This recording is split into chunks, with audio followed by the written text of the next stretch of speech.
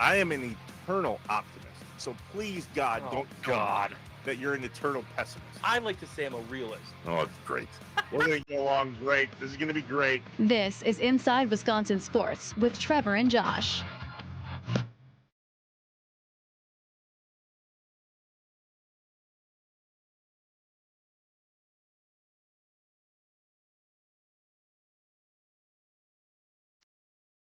One last chance for the Packers. Love throws, end zone, intercepted, and it's over. KZ, it's done. Well, what a good way to start our day. Let's remember how much it sucked last time we were in Pittsburgh. On that positive note, good morning, Wisconsin. Let's go. It's a realistic note. Is it? Is it? Opening day, Milwaukee Bucks 2025 season. We've arrived, and it feels early. It feels early. What's up, Wisconsin? Welcome in Inside Wisconsin Sports with Trevor and Josh, live from the Wisconsin Sports Radio Network studios, powered by the Potawatomi Sportsbook. Trevor Thomas, Josh Albrecht. Hi. Follow us on Twitter at Trevor Thomas IW, at On Air Josh. The show is there as well, at Inside Wis Sports. And the network, the all-new Wisconsin Sports Radio Network, there as well at WI Sports Radio. If you dare, you can watch us live on YouTube, youtube.com/at WI Sports Radio, or just search Inside Wisconsin Sports. You will see blatantly difference in regards to who Josh is and who I am. It's very true. I have a quarter zip because I'm apparently an old man with a collared shirt. Josh is the 22-year-old decked out head to toe Bucks championship zipper. Oh, the whole you're ready. It's opening night. It's opening night for the Bucks. You look like you're about to go to a business meeting afterwards. I look like I need to grow up and then find a way to go to a business meeting. Listen, this is the full zip that they sold out like before the end of the first quarter on ring night. The night that the team got their rings after they won the championship, and it's white. I don't wear white a lot because I'm a sloppy person by nature, and so I have kept this going since 2021 by only wearing it in select occasions, such as opening night. I have found that black is the most slimming color I own. That is the opposite very of black is is white. Yeah. That's why I don't wear white. Yeah. Not so slimming for me. But your for shirt nobody. looks good. But you look good. Thank you. All right, opening night. We're here. Bucks season 2025 tonight. Fiserv Forum, Washington Wizards, and Chris Middleton coming to town. And Josh, you're shaking your head going, already? Yeah. What? When? How? I don't remember.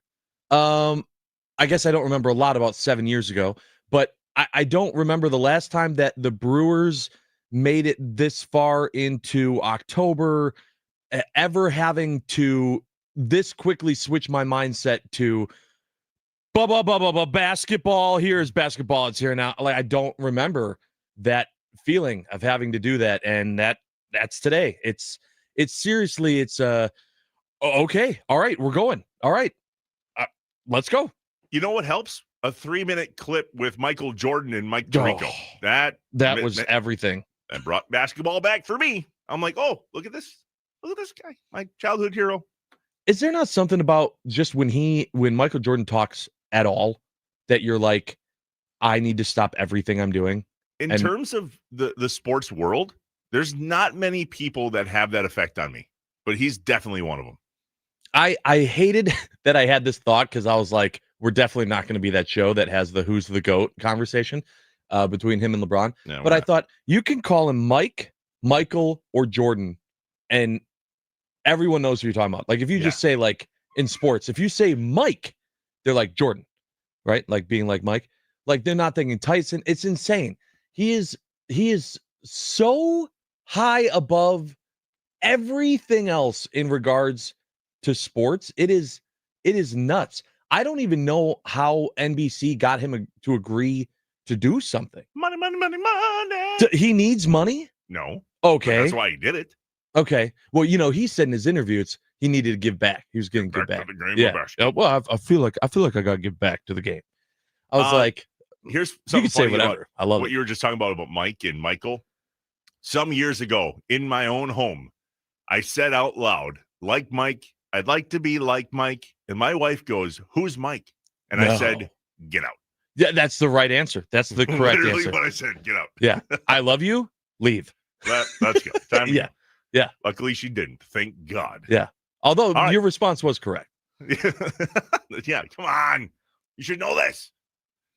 Tonight, Bucks, Fiserv Forum, the Washington Wizards, and the big return of Chris Middleton, which we're going to talk about in the next segment because I have some questions about that. Like, what's that going to be like for him?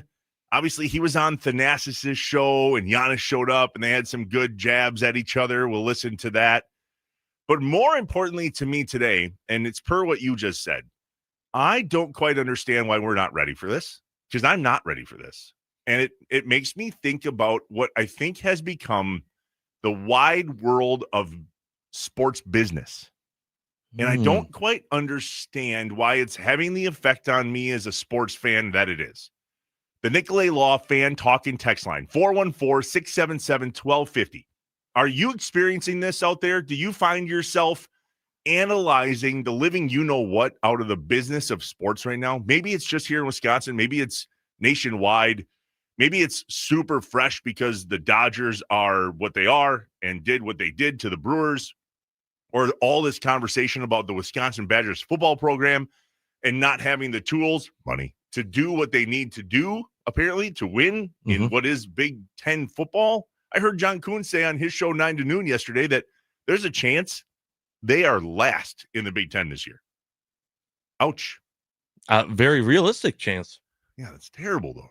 Well, and yet you go back towards what is the business of sports.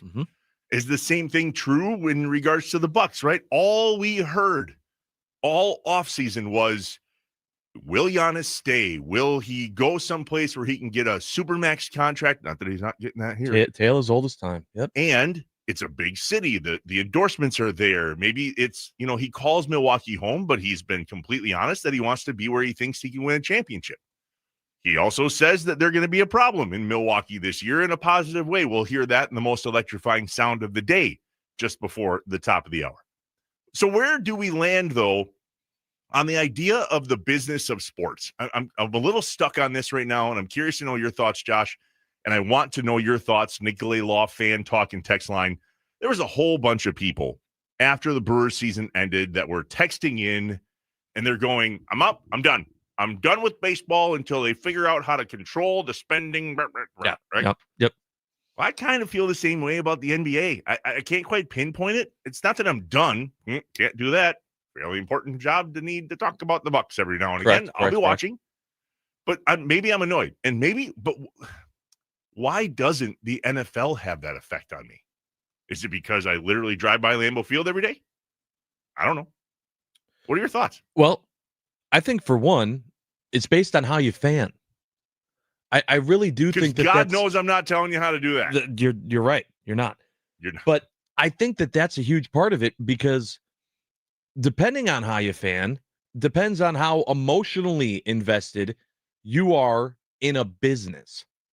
And I think that is difficult sometimes to understand unless you take a step back and you look at what sports really are, which unfortunately, for those type of people like myself, it is a business. These are all businesses. They need to make money. And so that's what leads to so much disappointment, confusion. Honestly, that's why we have jobs, is because thank you.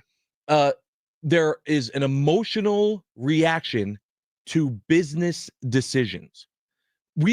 Listen, I saw a ton of people on Twitter yesterday saying, petition to have the NBA start their season in January. Why? Why are we doing this so early in the year? And that is an emotional reaction to people not being ready for basketball. Meanwhile, the NBA has looked at all of its stats, figures, when it can make the most money, when, TV schedules, everything else to lay out what teams were going to be on opening night, what teams were going to play when, TV right deals, how they can make the most money. The thing is, it's not just the NBA. To your point, the NFL does the same thing. They all do the same thing. Yeah, but why don't we care?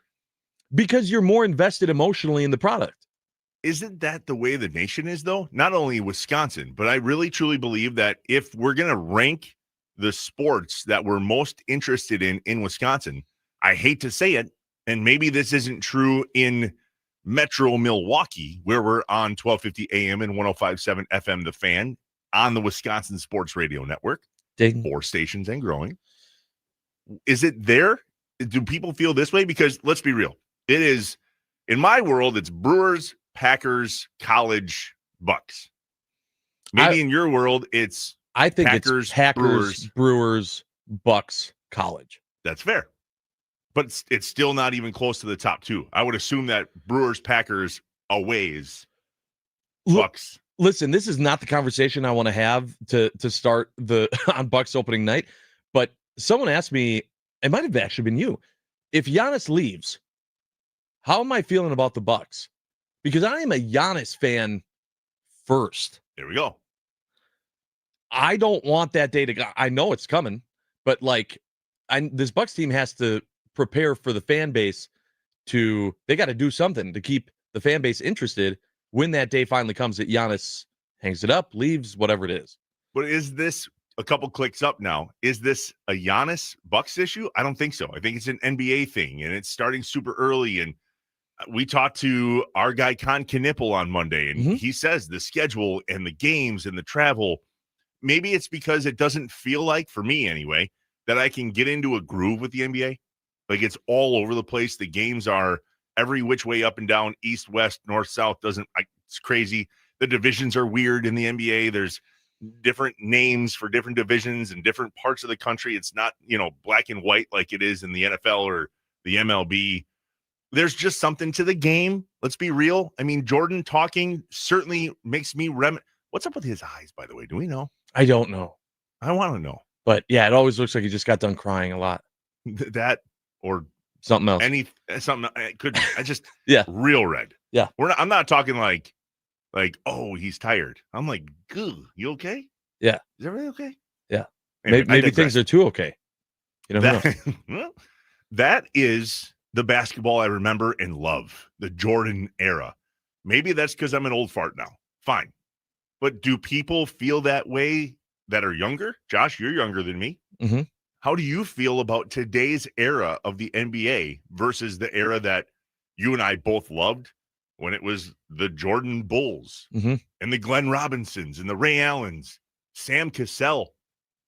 I think this is a big mixture of how you're feeling. I kind of love this. This is kind of a pre-morning mind dump. But I think that this is 2 pieces. There's 2 reasons you're feeling this way this morning. First of all is, as sports fans, there's a pie. There's a sports pie, okay? And you only got so much room in your belly. Mm-hmm. And so you're trying to figure out what to eat of that pie. And we just ate so much Brewers pie. We just had such a big slice of Brewers to where we even saw this piece of Packers pie. And we went, I can't have that right now. I'm eating this Brewers pie, which usually we never do. We always focus on the Packers because it's the Packers, and the Packers are exciting and give us the most hope year in and year out of this could be the year. The Brewers, we were all in. We were eating that pie to where we weren't even. So if we're not even focused on that Packers slice, we're not even seeing that there is a Buck slice in the pie. I think that's a part of it, is that you just can't emotionally. It's very difficult to be super invested in everything. I think if the Brewers didn't make the postseason and you're focusing on heavy Packers, you're going, okay, the Brewers let me down again. They didn't even make it, into October. And then you're focusing a lot on the Packers. Maybe then you're dabbling a little bit more in the Bucks. But because the Brewers pushed you so far into this part of the calendar, you're not even focusing on the Bucks. You're like, wait a minute, I'm not ready for that. Get that out of here yet. That's a good analogy, though, in regards to a pie. Let's just say, hypothetically speaking, the Brewers take up half of my pie. Mm-hmm. The Packers take up 2/3, College and the Bucks split the rest. When the Brewers are done, I don't fill that half of the pie with Bucks basketball. or the NBA. You're still full. Like, that's the thing. Right. Give me a second to process. That's what I'm saying.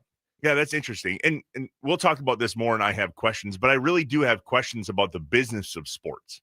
And I'm wondering how that's affecting my fandom, because it happened again in this group text that I'm in with a bunch of buddies from the Pink Flamingos last night. Some of us Brewers fans cannot get over the fact that there was a gigantic gap in what was the Brewers season in comparison to payroll with the Dodgers and what the Brewers isn't. Does the NBA have that effect on me? I just can't quite pinpoint what it is as to why I'm going, now I got to sit and watch NBA like every other day or whatever it is. Not that I'm not going to enjoy it. I will sit down. You know what? I may not enjoy it. Self-realization is a beautiful thing. That sucks because I love basketball. I'm 6'8". This is my sport.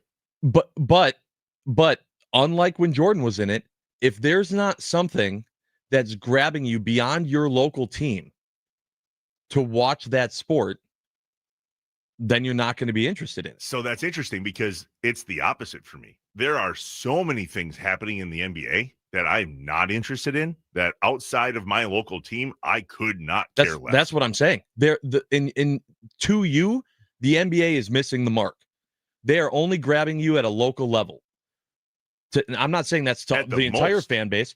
I'm saying to you, and probably a lot of Wisconsin, this would be a great thing to get the opinion of on the Nicolay Law Talk and Text line of, if the Bucks aren't playing, are you watching NBA basketball? Did you watch the openers last night? Did you participate in the true opening night of the NBA, or did you not even view that as the opening night because the Bucks weren't playing? That's a good question. I wonder if I'm also just completely sick of LeBron James. Who? Exactly. Go away. I'm not starting the season because I have a sciatica problem. Buddy, I'm 6'8", 285. You don't even know what a sciatica problem is. Well, listen, a lot of people have said that that's been a constant problem for the NBA for years. That who cares about the beginning of the year when the players don't care about the beginning of the year? All of these load management games and days and resting players and the overall output from teams on a random Wednesday night game, in the middle of the season. All of those feelings go into asking, does the NBA have a problem? A lot of people thought Major League Baseball had a problem, that they didn't push their stars enough, that, it was kind of the same thing. If it wasn't your local team, you didn't care. I feel like Major League Baseball has done a lot to fix that over the last couple of years, but now maybe the NBA has that problem. It's very possible. Do you know how much we know? I think we're connecting with our listeners here on the Wisconsin Sports Radio Network and Inside Wisconsin Sports. 3 texts in a row on the Nicolay Law Fan Talk and Text line, 414-677-1250. We're simply talking about the analogy of how much of our pie chart is taken up by our Wisconsin sports: Packers, Brewers, college, Bucks. 3 texts in a row. We're baking and eating at Baker's Square. Here's Jacob in the van. It's 6:18. Now I want pie. Yep. 414. Not sure about you guys, but now I'm hungry for pie. Thanks, fellas. Yeah, you're welcome. Me too. Yep. Up next, we have questions. And I'm going to go get some pie. You're going to slice. I wonder if I can Uber eat a pie. I'm going to try that. Really? There's no like weird voodoo with that, right? I can Uber order whatever I want from a pie perspective. There's nothing in the Bucks that's going to cause them to fail. Like, if anything, you're only creating that idea right now. Yeah. Big reminder, Sports Talk on the Wisconsin Sports Radio Network presented by Paramount Plus. You can't count on much, but you can always count on Sundays with the NFL on CBS and Paramount Plus. Watch your local NFL game live every Sunday all season long. Visit ParamountPlus.com/NFL to get started. I Have Questions is next on the Wisconsin Sports Radio Network, powered by the Potawatomi Sportsbook. You are listening to Inside Wisconsin Sports with Trevor and Josh.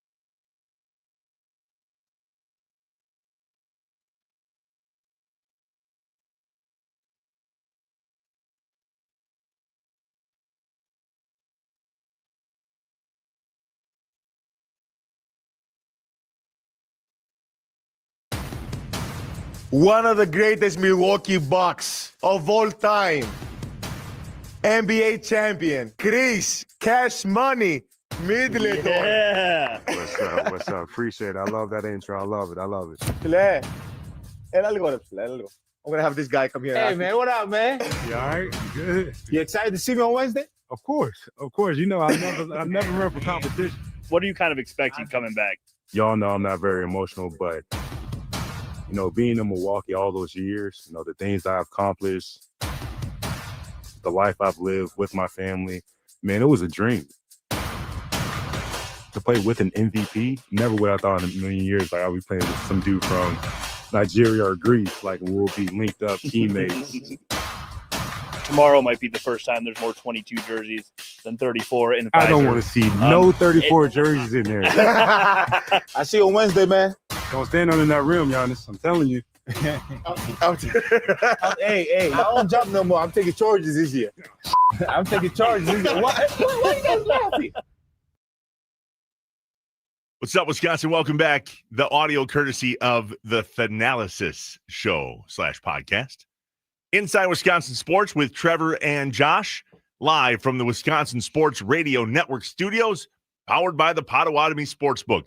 Follow along on Twitter at Trevor Thomas IW, at On Air Josh, at Inside Wis Sports, and the network at wisportsradio.com. And of course, watch at your own peril live on YouTube, youtube.com/at WI Sports Radio every day at 6:25-ish. I have questions.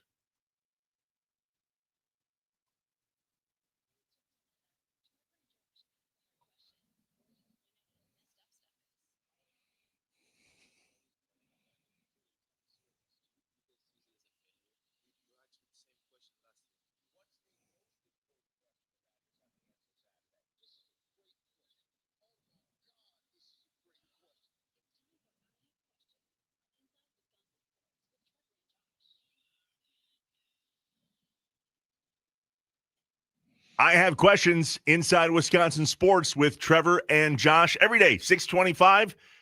We got questions. A lot of them. And we think you have answers. The Nicolay Law fan talk and text line, 414-677-1250. 414-677-1250. Maybe you have questions. Send them our way. We'll attempt to answer them. And we would also appreciate you helping us answer ours, which you already have done. I accidentally asked a question in the last segment. My bad. You did. You couldn't wait. I could. My bad. I'll go ahead and re-ask it right now. Do you participate, watch, are you a fan of the NBA or just the Bucks or maybe neither? And where do those teams, the NBA, the Bucks, fall on your, I don't know, your ranking of Wisconsin sports? Mm-hmm. A lot of texts in about that already. So thank you. Maybe I should just ask a question and close out the segment so that we have answers to some of the questions right away. Because look at this. The Nicolay Law fan talk and text line is flying. Ryan from the Wood. I only watch baseball if the Brewers are playing. Same with the Bucks. Football is the exception and March Madness. Justin from the Port. There's something about NIL and college sports that really changed that landscape for me, and it's more of a business now. That, to me, is even a bigger question when it comes to sports as a business. I'll hang up and listen. Appreciate that, Justin. You actually have a point from the 262. Bucks are number one for Wisco sports for me, but could really care less about any other NBA team. That's Jake and Dousman. Mm-hmm. And in O'Connell, look at this. Give me college basketball any day over the NBA. I feel like the product is just better. I, too, like Josh, am a total Giannis fan, so he pulls me in to watch. That's it. Yep. So where do you stand on the Bucks this season? Because you told me during the break mm-hmm. that you are a Giannis fan above everything else. I didn't know this about you. Like, you a totally fangirl. Like, if Giannis walked in that studio right now. I'm crying. Crying. Mm-hmm. Fascinating. He is my favorite athlete forever. The fact that not only did he bring a championship to Milwaukee, to the city I live in, for the first time in my lifetime in 50 years. But for him to also be different than any other athlete I've ever seen, his story is incredible. His personality is amazing. I can't help but smile just if you watch the clip or when you heard it when we came back from break there, when he said, "What's up, Chris? You excited to see me on Wednesday?" Like, that was like, how do you not smile? How do you not just like want to smile with that? He's so different. And then to be that type of player and also be such a dominating force is incredible. Sometimes I literally stop and I go, I wish he played baseball instead. Because I love baseball more than I do basketball, but I love Giannis more than I do any other athlete. And I am not kidding when I tell you this. I have had like the sweats in the middle of the night, woken up from the idea that I will never get to meet him. That's wild. And it got even worse this offseason when reports came out that when he's done playing in the NBA, he's going to Greece. I'll never see him in Greece. He's in Milwaukee. He lives here. Hi, Giannis. You might even like, he's this close. And I've never, like when I hear, oh, he's at the state fair. He was at the state fair with his family today. Oh, he's at Pick and Save grocery shop. Like, those things blow my mind. I'm like, he was right there. Dang it. Interesting. Mm-hmm. Even so, people ask me a lot working in the media that we do, which I hate. Let me pause. Mm-hmm. Hate. Yeah, you do. Want to be a member of the media. Want to be a fan.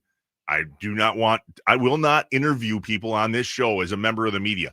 I am not looking for any breaking news from anybody that we get on the show. I just want to say hi. How are you? Tell me about your world. What's going on? How's your life? How can we relate to you? Because that's what I hear you saying is it's very difficult to turn off the fandom and turn on the whole let's talk about sports things on the radio statewide on the Wisconsin Sports Radio Network. There are very few people left, I think, that I would be starstruck with. I think Jordan's one. I don't know how I'd do. Sure. Yeah, I think I'd be able to talk. I don't know that anybody would make me cry. Not that I can come up with off the top of my head. Listen, Giannis' story, him losing his dad, like, you know, just what his mom had to do with those boys, like me losing my mom. There's so much more there. Yeah. Than just the fact that he plays sports that I care about. But yeah, he's the guy for me. What question do you have this morning, Josh? Well, my question that that I had kind of tied into this, but it was more just about are we going to act like we're ready for basketball? I don't think anyone out there.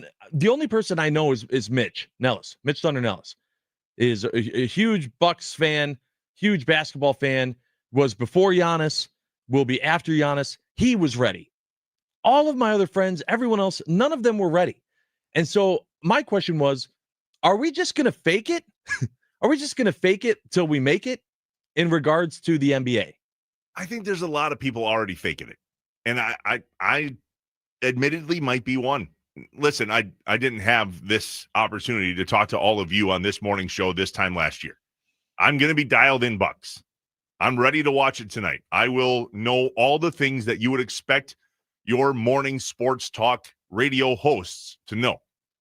But look at the listeners in comparison to what you just said. Mm-hmm.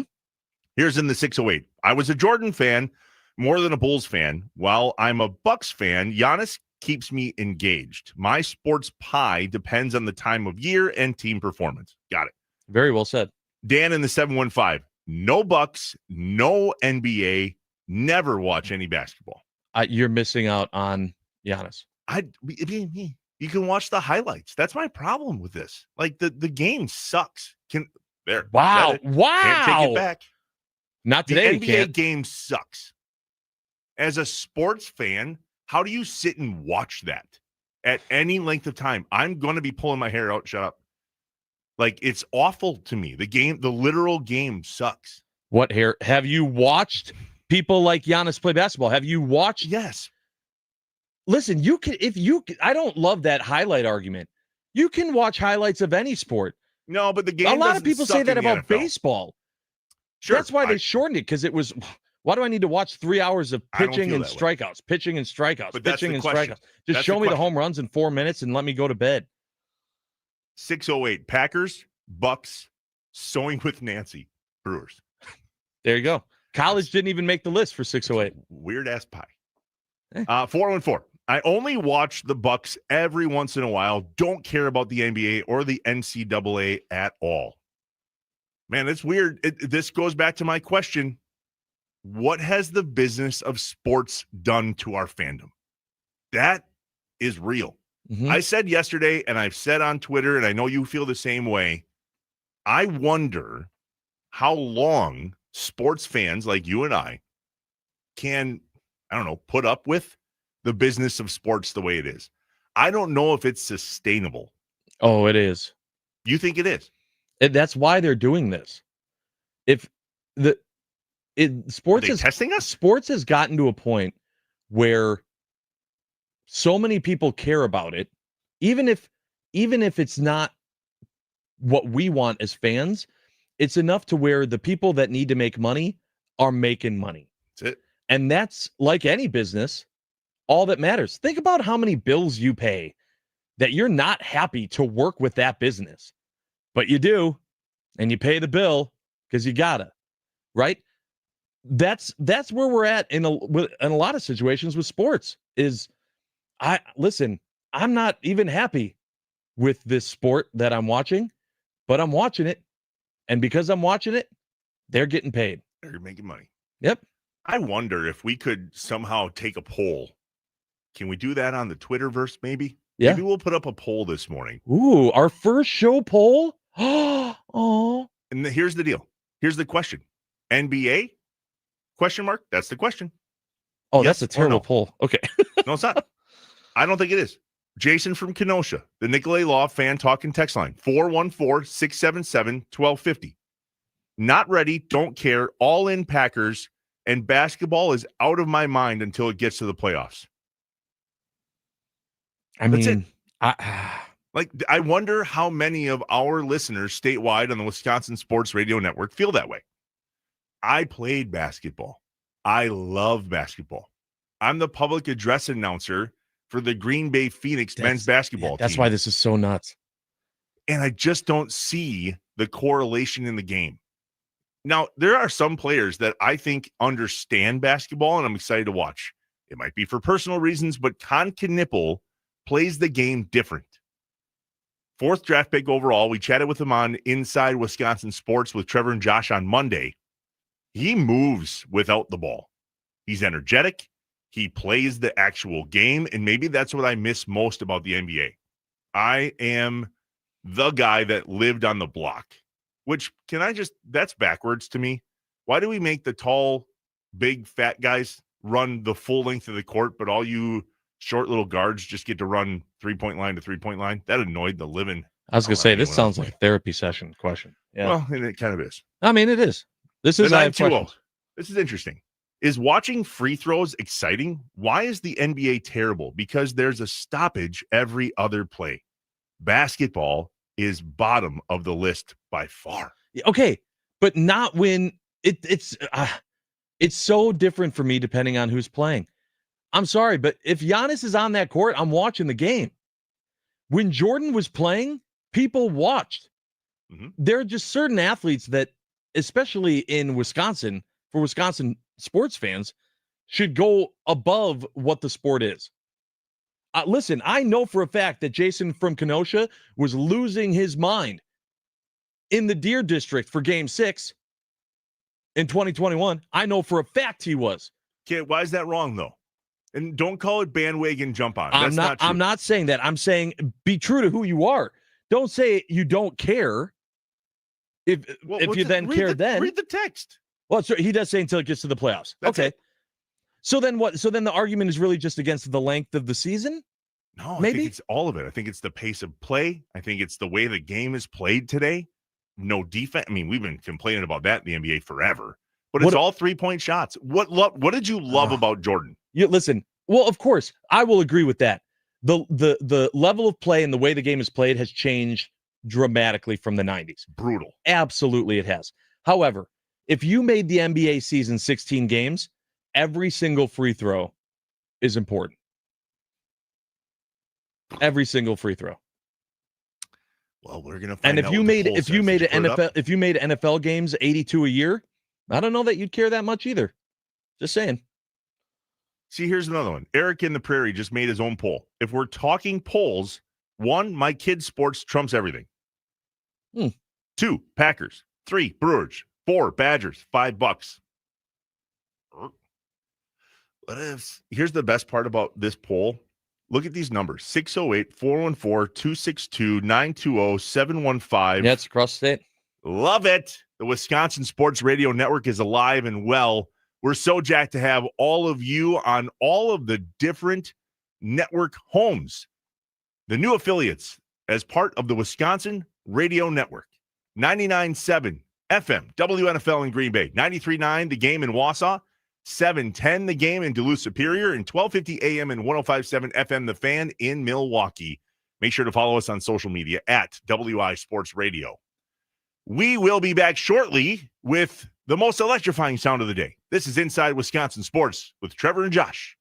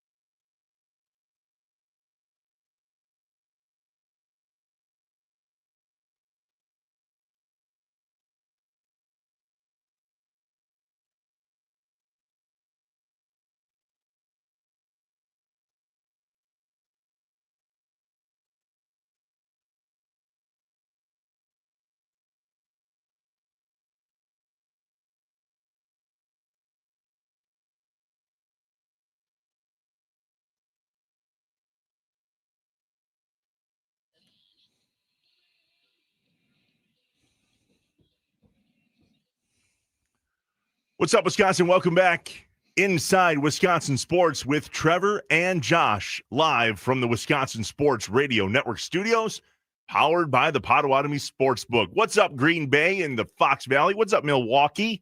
Wausau, good morning to you. Duluth Superior. How you doing up there? How's it going? Oh, hey. I love it. Isn't the Apostle Islands up there? Maybe. I think so. I think so. And they're stunning. And never been.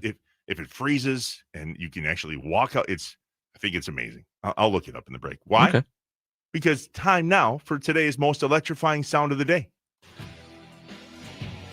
It's time for The most electrifying, sound of the day the most electrifying. on Inside Wisconsin Sports with Trevor and Josh. Brought to you by Best Electric. Learn more at bestelect.com. Don't stress. Connect with the best. We're not the favorites. But we're going to be a problem. We're going to be a problem. We're going to be dangerous. The team is set up in a way that is very, very dangerous. We have a lot of shooting. We have a lot of playmakers and ball handlers. We have a lot of defenders. We can switch. We have an incredible big that can space the floor and be a problem defensively.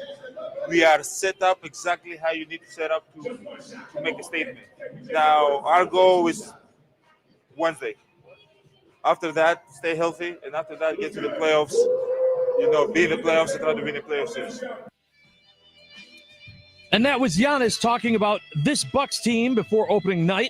And that is our most electrifying sound of the day, brought to you by our friends at Best Electric. Remember, no job is too big or too small for Best Electric. Don't stress. Connect with the best. Call them today or visit bestelect.com. What I love the most about that sound, courtesy of the Bucks Twitter, is I love it when our players say that they're going to be a problem. Yeah. Like, oh. Yeah, doesn't that get you? Have my attention. That's right. Stand up a little straighter. Yeah. I don't know that we've heard Giannis say that about the Bucks the last few seasons. I agree. 100%. So here we go into tonight. Chris Middleton's coming back to the Fiserv Forum. The Twitter poll question is out. It is out. At WI Sports Radio. I retweeted it at Trevor Thomas IW. So too did Inside Wis Sports. Pretty simple. NBA, yes or no? Now, I can get behind watching Giannis. I'm excited to watch the game tonight. I'm excited to see how the crowd reacts and what the welcome back is going to be for Chris Middleton. There's a big debate. Should they retire his jersey? Should they not? I think it's almost a given when he retires that it will be. But are you ready? Build a statue. Yeah. Build a statue. What is the Giannis statue? Oh, let's not worry about what the Giannis statue And why like. is there only one? I need like 6 of them. Yeah, that's fair. Does the Fiserv Forum happen without Giannis? No. I don't think so. No. Deer District doesn't happen. A ton of things don't happen. Back to the Nicolay Law fan talking text line to close out the 6 o'clock hour. There's a lot going on with people in the Bucks. Here's another one from the 414. I like watching the Bucks. I love watching the NBA playoffs. The best athletics making amazing plays. Athletes. Whatever happened to Ja Morant or Jay Morant? He was a player worth watching. He reminded me of my favorite player, Allen Iverson. Yeah. So that's not that. Pause for a moment. That's the interesting part about the NBA. It's about an individual player, whereas baseball to me is players and the team, right? The Dodgers, Shohei Ohtani, clearly the player, and the team, pretty incredible, up and down, left and right in the lineup. So too is true for the Brewers, right? Couple players, Christian Yelich, Jackson Chourio, and then the rest of the team, fun to watch. But maybe that's because I'm a true diehard baseball fan. What I'm struggling with is outside of the individual players, I don't know how fun the NBA is to watch today. Mm-hmm. The last 4 minutes, hey, somebody text me. Is the game close? The last 4 minutes? Last night. The first game of the season. The Thunder and the Rockets. Double overtime. You have my attention. And I was really happy to see that a double overtime score finished, I believe, 124 to 123. Not 191 to 190. Yeah. Because that happens, and that's annoying. Yeah, lack of defense, for sure. I loved the NBA when it was a final score of 93 to 89. Like, that was basketball worth watching. And again, all of this comes out of I have questions of where does the NBA rank for you in your Wisconsin sports fandom? To me, it's the bottom. Now, let's see if that changes because I will be 100% dialed in this year. I'm all in. I will watch it tonight. I will watch it. Next game's on Friday, I believe. I'm in. I'll watch it. Maybe I'm missing something. I'll be the first to admit it if I am. But right now, the Twitter poll question, NBA, yes or no, kind of on my side. And so too are the majority of these texts coming in on the Nicolay Law fan talking text line. I feel like it's a little bias. And we can talk about this more later in the show, but how many MLB games in the regular season that the Brewers weren't playing in were you watching? All of them. Oh, I wasn't. No. Wait. Say it again. Sorry, not Brewer. Baseball. How many baseball games that the Brewers weren't playing in the regular season were you watching? See, I don't know if it's MLB biased. MLB on ESPN. Were you watching that? Yeah, sometimes I am. However, here's the kicker. Even when the Bucks are playing, I wasn't watching. Like, sure, the Brewers this summer was appointment watching. The text went out to the boys in the hood, our little group text that we have with the neighborhood guys. Who's watching it? Where are we going? Where are we watching it? Andy, your backyard? Giff, your garage? My garage? Where are we going to be? Like every single pitch. And it was mesmerizing for me. Absolutely loved what was the Brewer season. We'll see if the Bucks can do it for us too. All right, here we go. Top of the next hour. We're ready for it. The morning mind dump. And here's the question. Where do you stand on Aaron Rodgers? Let's get into it. We're going to do this again. Here we go. You're opening this can. It's not even again. It's just for the first time ever. The Wisconsin Sports Radio Network, powered by the Potawatomi Sportsbook. This is Inside Wisconsin Sports with Trevor and Josh. The morning mind dump is next. Keep it here.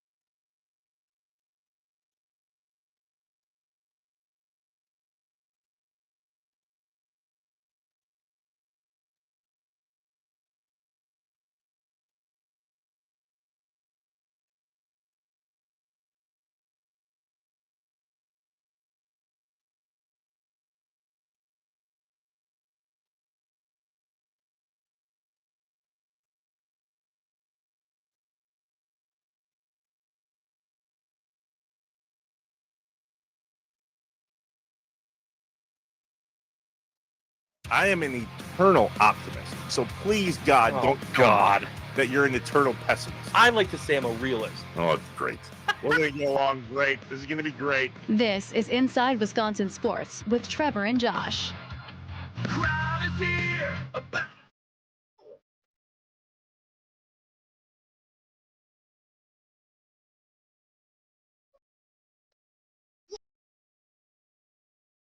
One last chance for the Packers. Love throws, end zone, intercepted, and it's over. Casey, it's done. Love through in the last 5 minutes of the game. Yep. It'll be different this weekend. That's what we're telling ourselves anyway. What's There up, you go. Wisconsin? Welcome in. This is Inside Wisconsin Sports with Trevor and Josh, live from the Wisconsin Sports Radio Network studios, powered by the Potawatomi Sportsbook. This show, this brand, 100% dedicated to the people, the stories, and the statriotism of America's Dairyland. What's statriotism? That is the zealous patriotism for one's home state. By golly, if it doesn't have to do with Wisconsin sports, or if we can't circle it back to Wisconsin sports real quick, like we're out. Don't want nothing to do with it. Make sure to follow us on Twitter. Our first poll question is up and live, and it's pretty simple. It's a good first one. NBA? Yes or no? The Bucks home opener, season opener. Tonight, Fiserv Forum. Mr. Chris Middleton makes his return, 7 p.m. on the FanDuel Wisconsin sports thinger. What do they call that? FanDuel Sports Network? TV TV That network. too. I don't know. They'll change names again next year. Follow us on Twitter at Trevor Thomas IW, at On Air Josh. The show is at Inside Wis Sports, and the network at WI Sports Radio. Watch us on YouTube if you dare, youtube.com/at WI Sports Radio, or just open up YouTube, click on the search bar, type in Inside Wisconsin Sports. We should pop up right there. All right, the coffee's kicked in. We're awake. We're ready to go. It is now time for the morning mind dump.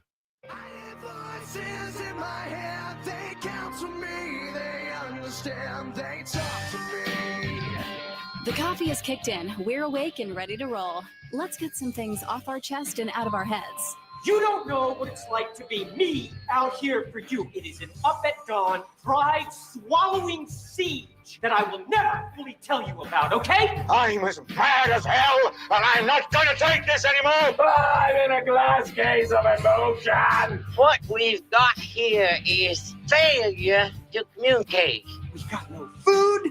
We've got no jobs. Our pets' heads are falling off. It's time for the morning mind dump on Inside Wisconsin Sports with Trevor and Josh. Let's get those voices out of your heads. Let's get those things off of your chest and off your mind before your day begins. And if your day has already begun, well, shame on you for carrying into wherever you are. So text us, the Nicolay Law Fan Talking text line, 414-677-1250, 414-677-1250, the Nicolay Law Fan Talking text line. Time for this morning's morning mind dump. It's a safe place. Very we just true. want you to get it off your chest. Yeah. Share it with us. We may or may not read it on the radio statewide. Your call. But ultimately, what do you got to get off your chest? Can I start here? And we mentioned it just prior to the top of the hour break in Yes, the last please. segment. I do not want to do this every day this week, but I think we're going to have to do it once. Okay. Where are we at with Aaron Rodgers? As Packers fans, as Wisconsin sports fans, as fans that are watching our history repeat itself right before our eyes, the difference is the color now is black and yellow and not purple. But an icon quarterback that spent the vast majority of his career here thought he was bigger than the franchise, and the franchise went, bye-bye. Yeah. That's it. It's that simple, I think. And that's where my morning mind dump sits. So let me just get this off my chest. I've lived in the Green Bay market for almost 20 years. When you live here that long and do what I do for a living, just like you do, you run into these guys. You see them around town. Hell, when I was in my early 20s, I hung out with a bunch of them because I put myself in some spots where I ran into a few of them, and the next thing you know, it snowballed, and I got to know some of those guys personally. I was also really good friends, and still am friends today, with Brian Braum, former Packer backup quarterback, who if you talk to him today, he'd go, that didn't work out, did it? And he was self-admitted that the game just never slowed down for him. Current quarterbacks coach and co-offensive coordinator for Louisville, who just had a great weekend. Louisville. A big win, and they're now in the top 25. I was around him a lot when they were making the transition from Favre to Rodgers, and there was even some pundits that thought Brian Braum was going to be a guy that challenged Rodgers for the job. The way all of that Favre-Rodgers stuff went down, I hate to say it, was almost identical the way it went down for Rodgers when they drafted Jordan Love. It was very fascinating to watch, specifically here when you live in the community that we do. All of that to say, the quarterback play has never been the problem. Look up the stats. I did. Let me share some with you. Okay. If you pull the stats for quarterbacks, specifically for Rodgers, and compare the 2021 season, the 22 season, the 24 season when he actually played for the Jets, and now to date, if you will, in the 2025 season, the stats don't lie. Aaron Rodgers is a very good quarterback. Over 4,000 yards in 2021, over 3,600 yards in 2022, over 3,800 yards in 24 with the Jets, and not too great this year in terms of yards per se, but way better than what Justin Fields is doing at the Jets. As a matter of fact, why don't we just take a moment here in the Morning Mind Dump to check in with the Jets fans and see how they're doing in their post-Aaron Rodgers era of the Justin Fields is now the starting quarterback for the New York Jets. How we doing over there? I hate this team. I was born into this, and I'm not going to ever – I'm always a Jets fan, but, like, I hate this team. Spoken by one young Jets fan on his way out of the game, courtesy of SportsCenter this morning. I heard that. I was like, good Lord. Yeah. Yep. Well, then the owner of the Jets must feel different, right? Because it was kind of his call that they were going to be moving on from Aaron Rodgers after 2 years, even though Aaron Rodgers' stats don't lie. Almost 4,000 yards, 28 touchdowns, only 11 interceptions. He was sacked 40 times in 2024. How does Woody Johnson feel about where the Jets are at? It's got to be better, right? It's hard when you have a quarterback with, with a rating that we got. He has the ability, but something just is not jiving.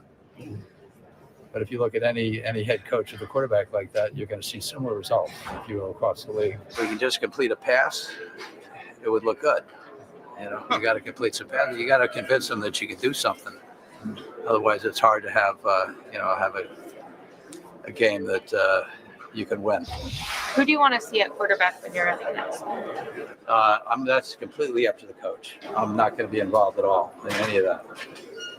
This is what they're paid to do. This is what their experts are doing, so they'll make the right decision. Well, but clearly you made the right decision, right, by not bringing Aaron Rodgers back? Mm-hmm. Because if this was just about the quarterback play, we wouldn't be having this conversation, would we? I mean, Rodgers so far this year has 14 touchdowns. Justin Fields, 4. And that's my point. This is not about the quarterback play. Unfortunately, Aaron Rodgers has carved his own path in the NFL. It carved him out of Green Bay. It carved him out of the New York Jets. And if he stays true to what he's saying, it will carve him out of the Pittsburgh Steelers organization after this year. And then he's probably done carving himself out of organizations. He's probably going to retire and move on. So all of that to say, where do I stand on Aaron Rodgers? Mm-hmm. Which one? The Aaron Rodgers that's all over the media, even though he doesn't want to be in the limelight? The Aaron Rodgers that has opinions on everything? Now, what's the question? Or Aaron Rodgers, the quarterback, who, by the way, I was not a fan of in Green Bay because I hated how he lit guys up on the field. As a teammate, as somebody that works in an office space, I never understood that about his way of going about professional sports. And he's still doing it at Pittsburgh. And everybody looked at Tom Brady and said, well, comparable to the same thing. So where do I stand on Aaron Rodgers? My question is, which one? That's interesting. So when Aaron Rodgers was playing for the Green Bay Packers, people still had opinions that weren't all positive, right? It was, I don't like his hair. I don't like the ayahuasca stuff, all these other things. And I just kept telling myself, I don't really care as long as it's not getting you in trouble. I don't really care what you do besides when you're playing football, because I'm not friends with Aaron Rodgers. I never hung out with him. I didn't do the same off-field activities as Aaron Rodgers did.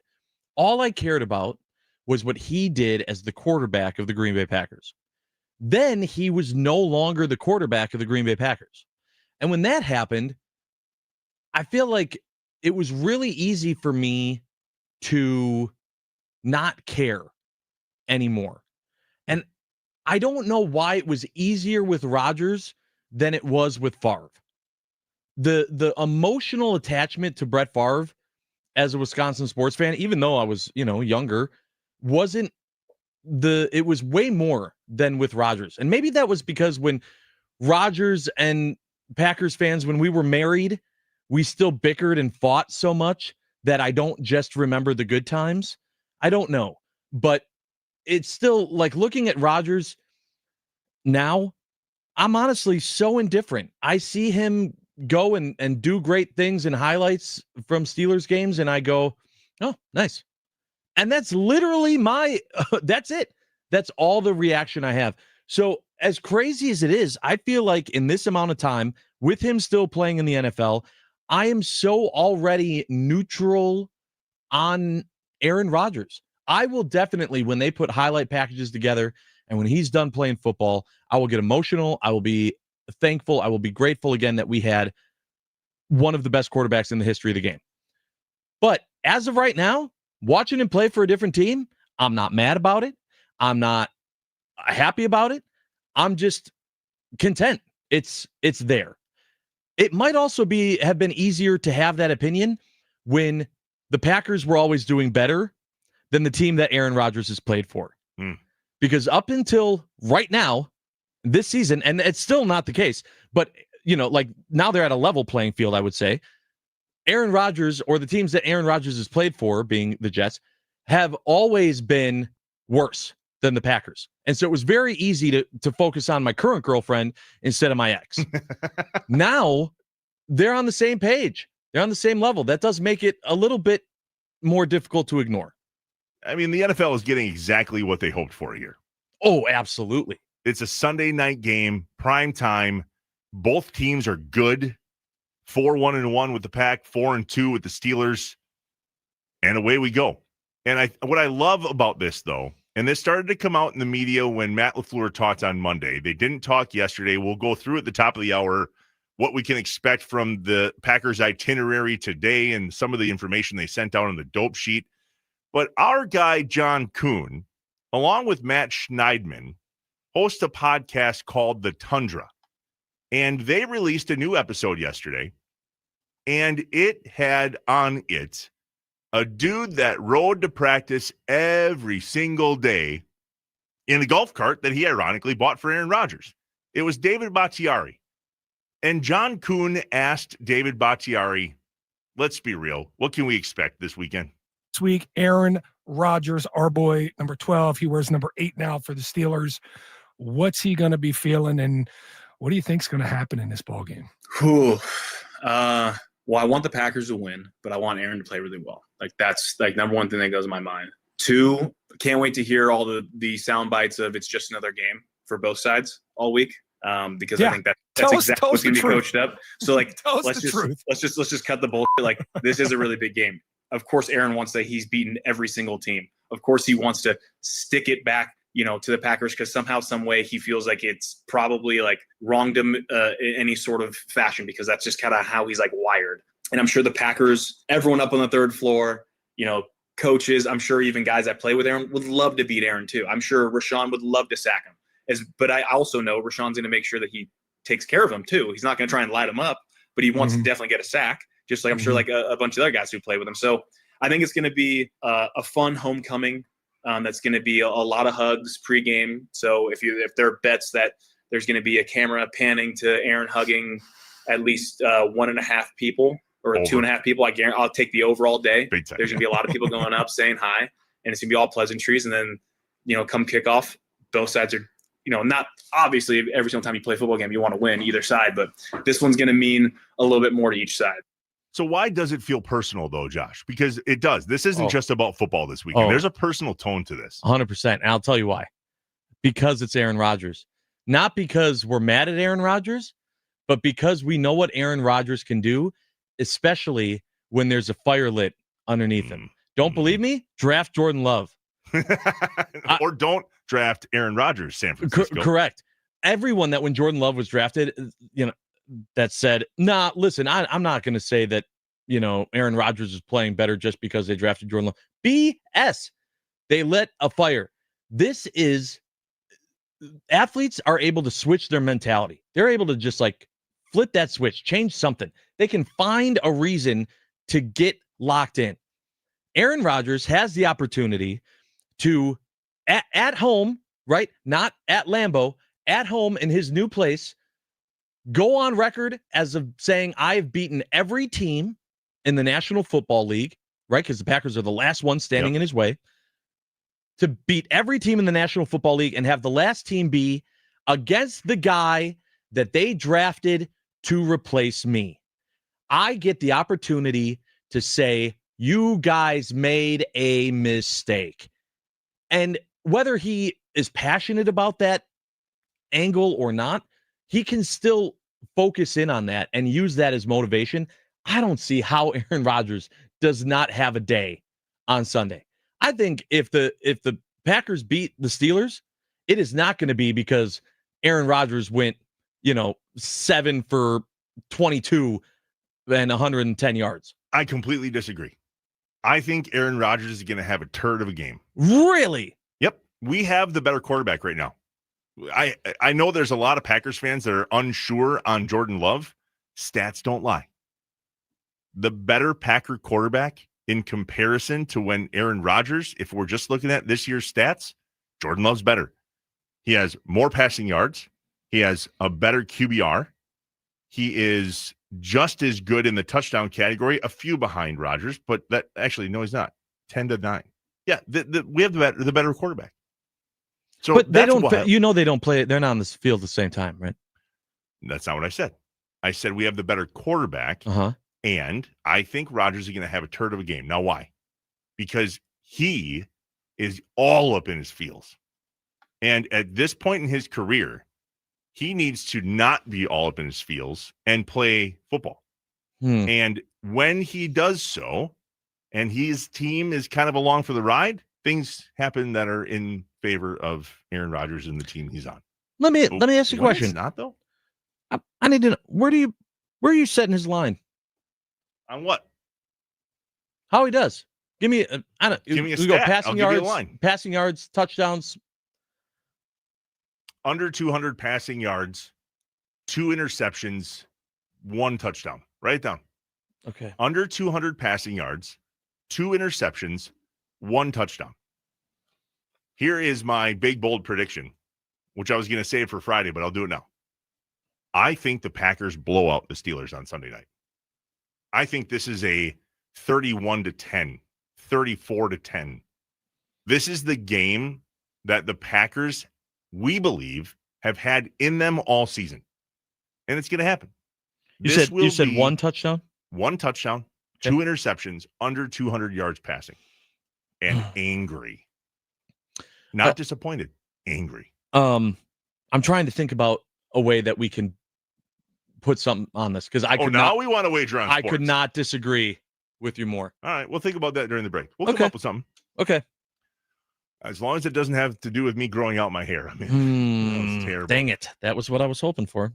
This is Inside Wisconsin Sports with Trevor and Josh. We are live on the Wisconsin Sports Radio Network, powered by the Potawatomi Sportsbook. Up next, we're going to put the season to bed. The Brewers season is done. Let's talk about it a little bit. Find out what was, why it wasn't what we all thought it was going to be. We'll check in with the guy that knows it best. Our bestie, Jeff Levering, joins us next on Inside Wisconsin Sports with Trevor and Josh. Don't go anywhere.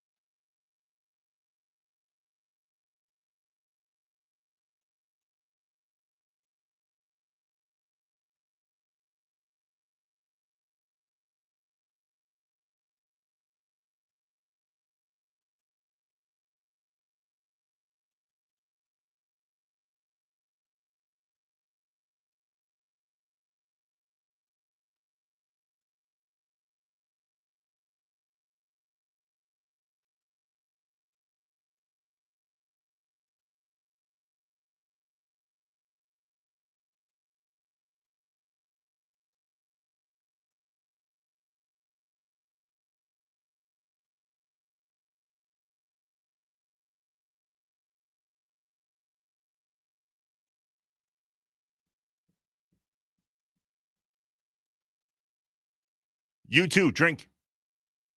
You ever play that game? Of course I've played that game. Have you seen me? You too. What's up, Wisconsin? Welcome back inside Wisconsin Sports with Trevor and Josh.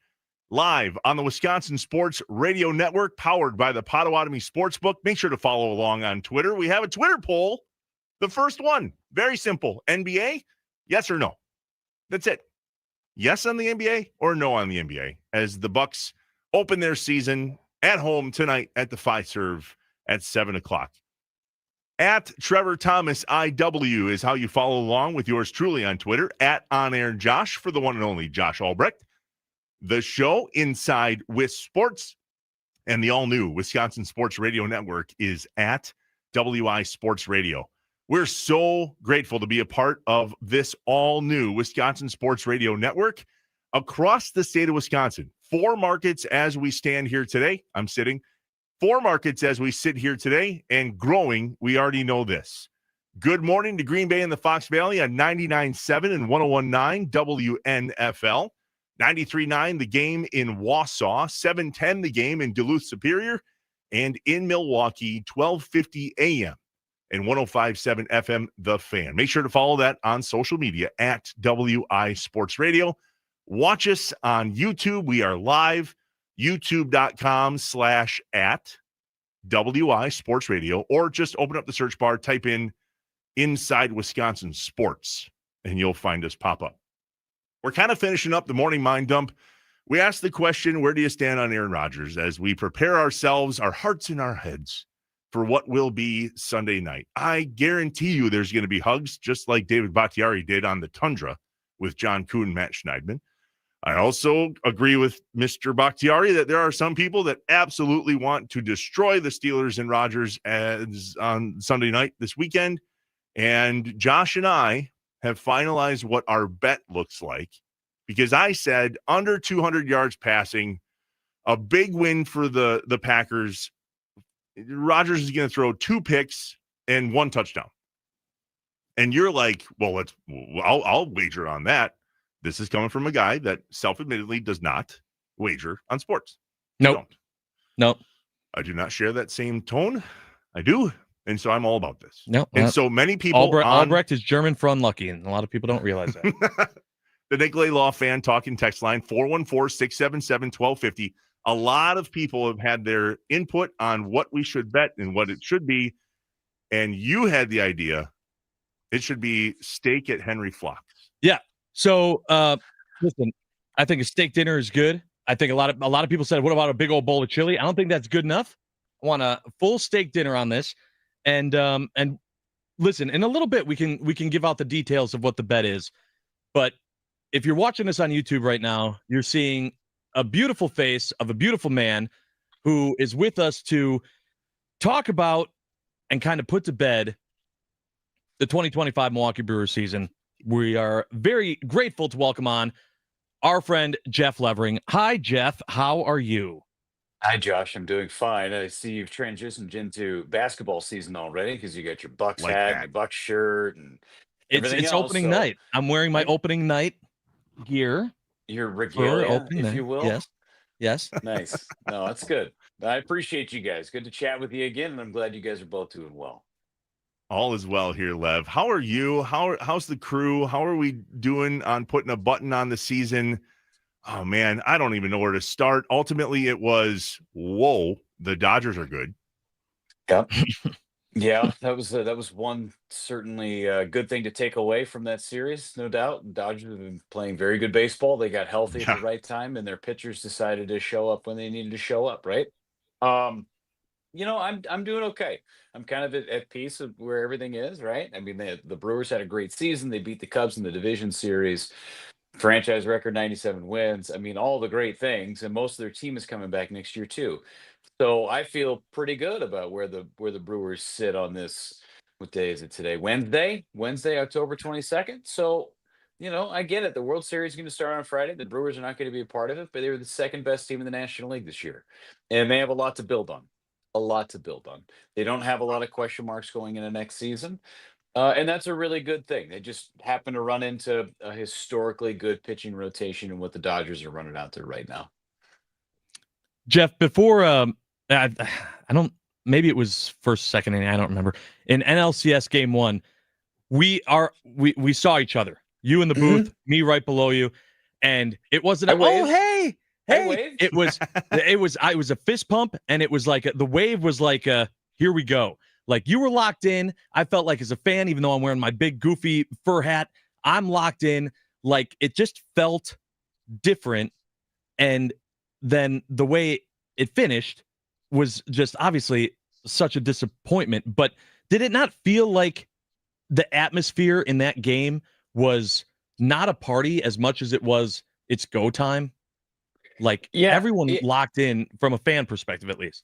Yeah, I think you're right. I thought you were saying that my wave and hello was different. Like no, it's the same. It's a hey buddy, good to see you. Hope everything's going okay. Salutations. You could tell like it the wasn't. babushka hat. No, I think that the vibe was different, right? I think I've never heard the ballpark as loud as I heard it during the division series against the Cubs. And that's because it's the Cubs, it's the rivalry. I think there was more Cubs fans in the ballpark. Not a ton of Cubs fans, but there were Cubs fans, right? There were teams cheering for both. There were fan bases cheering for both teams. So I've never heard it as loud as I heard game 5 in that ballpark ever. And that's even including a game 7 of the NLCS in 2018. So I think the vibe was different. You got through the Cubs, and it was loud for game 1 of the NLCS. But at the same time, the Brewers fans didn't have anything to cheer for until the 9th inning. Nothing. They had one base hit. They had one base runner until the 9th inning. So there was just this kind of lull. And then in game 2, Churio leads off with a home run in the bottom of the first inning. You're going, okay, here we go. This is our chance. We're going to get back in a series. And then the Dodgers score a couple of runs in the top of the second inning, and then it just kind of, you never felt that surge of energy because frankly, the Dodgers never gave the Brewers fans an opportunity to get into it. They just put the clamps down early. So it did feel different. The crowd felt different because there was not a whole lot to cheer about. There was not a whole lot to get excited about, where the Brewers led in that series for all of one batter. Game 2, they led the second hitter of the top of the second inning, he solo homer to tie it. So there was not a whole lot to cheer for, but there was a tenseness, I would say, in the crowd, as opposed to hey, all right, let's go. This is awesome. We're all jacked up. But there was a tightness, it felt like, in the crowd. Chatting with Jeff Levering, the voice of the Milwaukee Brewers, as the Brewers closed out their season at the end of last week, and we just simply move on with life somehow. And yet, as a fan, we had to sit here and go, God, what happened? How did we land here? And I am so sick of the money conversation, so I don't want to have it, right? Because as Brewers fans, if we're being completely honest with ourselves, when we won 8 in a row, 11 in a row, 14 in a row, and a franchise record 97 wins on the season, nobody was talking about money then. And now all of a sudden, we get our you-know-what's handed to us in the NLCS, and it's all about money. I think that's crap. And what happened? Because it wasn't supposed to end that way. All right, so a couple of, you're going to get me down on a couple of different paths here, but I think that the biggest thing, I think the Brewers ran out of gas, right? Okay, so they get through the division series, and then again they ran into historic pitching performances from the Dodgers. Fine, tip your cap. They're playing extremely well right now. I get it. I totally get all that stuff. On the money part of it, the Brewers are in a situation where they can't host ever. They have to. Then they played that way. They played that way for the last 2 years with Murph. They are all gas, no brakes, right? You have to play that way. You have to play with that win tonight because we don't know what's going to happen tomorrow. Whereas when you look at the Dodgers roster, and I believe this wholeheartedly, and whether the injuries are what they were, but conveniently, everybody gets healthy the last 3 weeks of September. Okay, guys, here we go. We're going to put it together for the last 3 weeks. We're going to go 21-6 down the stretch, and then it's playoff time. So they had the ability, because of what their payroll was, because of what their roster was, because of what their depth was, to almost coast.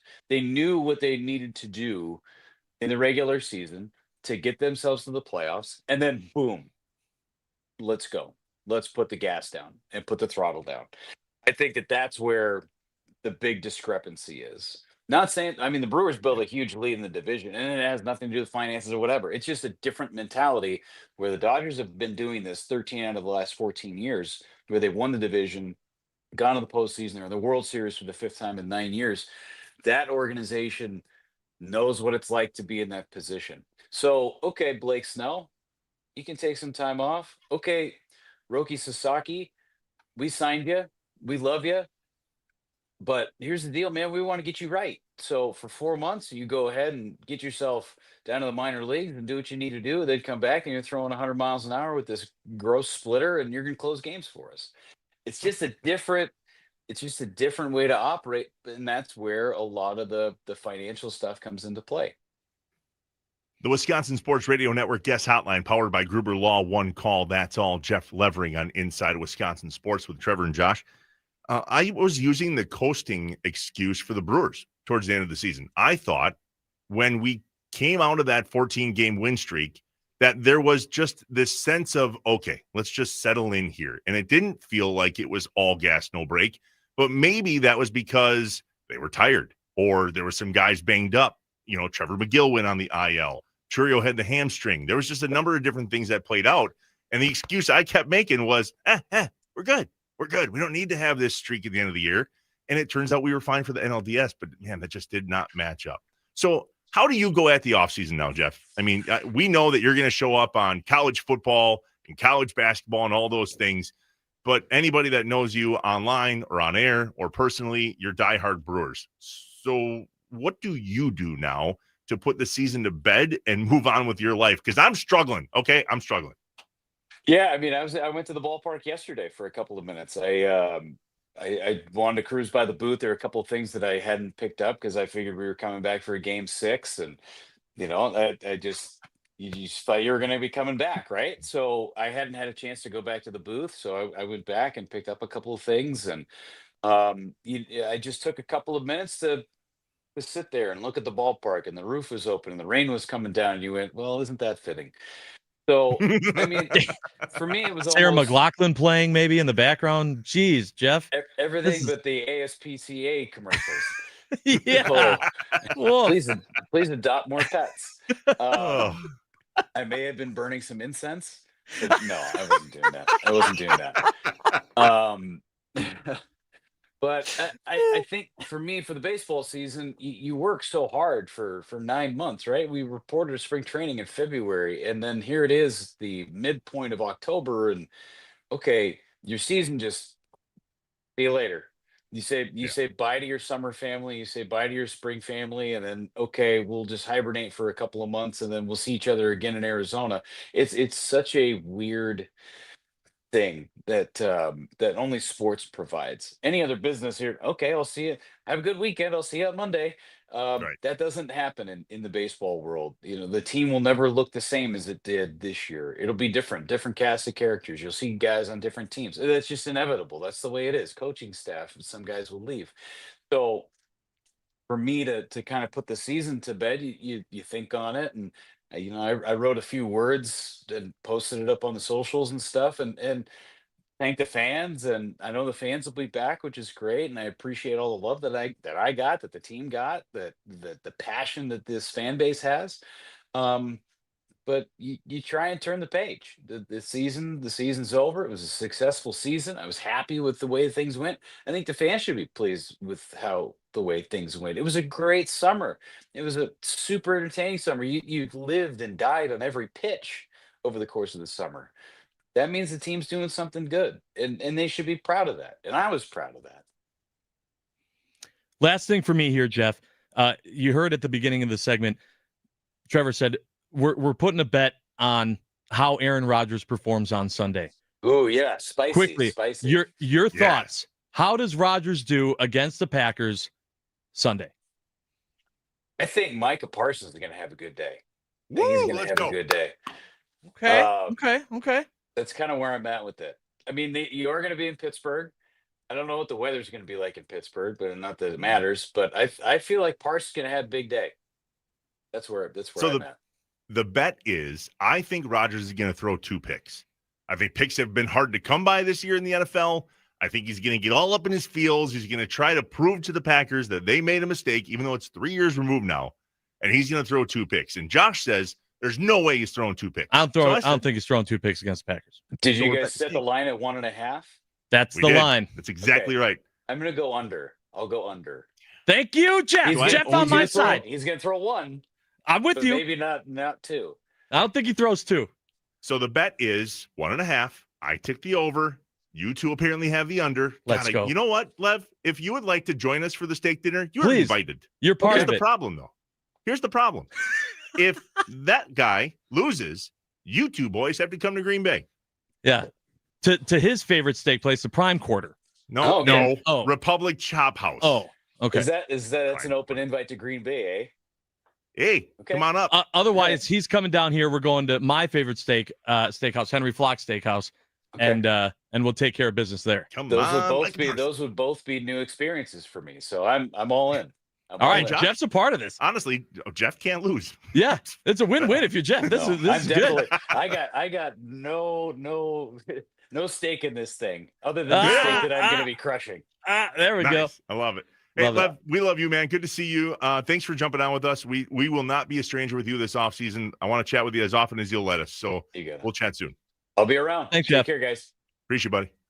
Jeff Levering on the Wisconsin Sports Radio Network guest hotline, powered by Gruber Law. One call, that's all. Did you see Andy Herman saving some social media handles for the future? We'll talk about that and see which ones you want to save. That's next. This is the Wisconsin Sports Radio Network, powered by the Potawatomi Sportsbook. You are listening to Inside Wisconsin Sports with Trevor and Josh.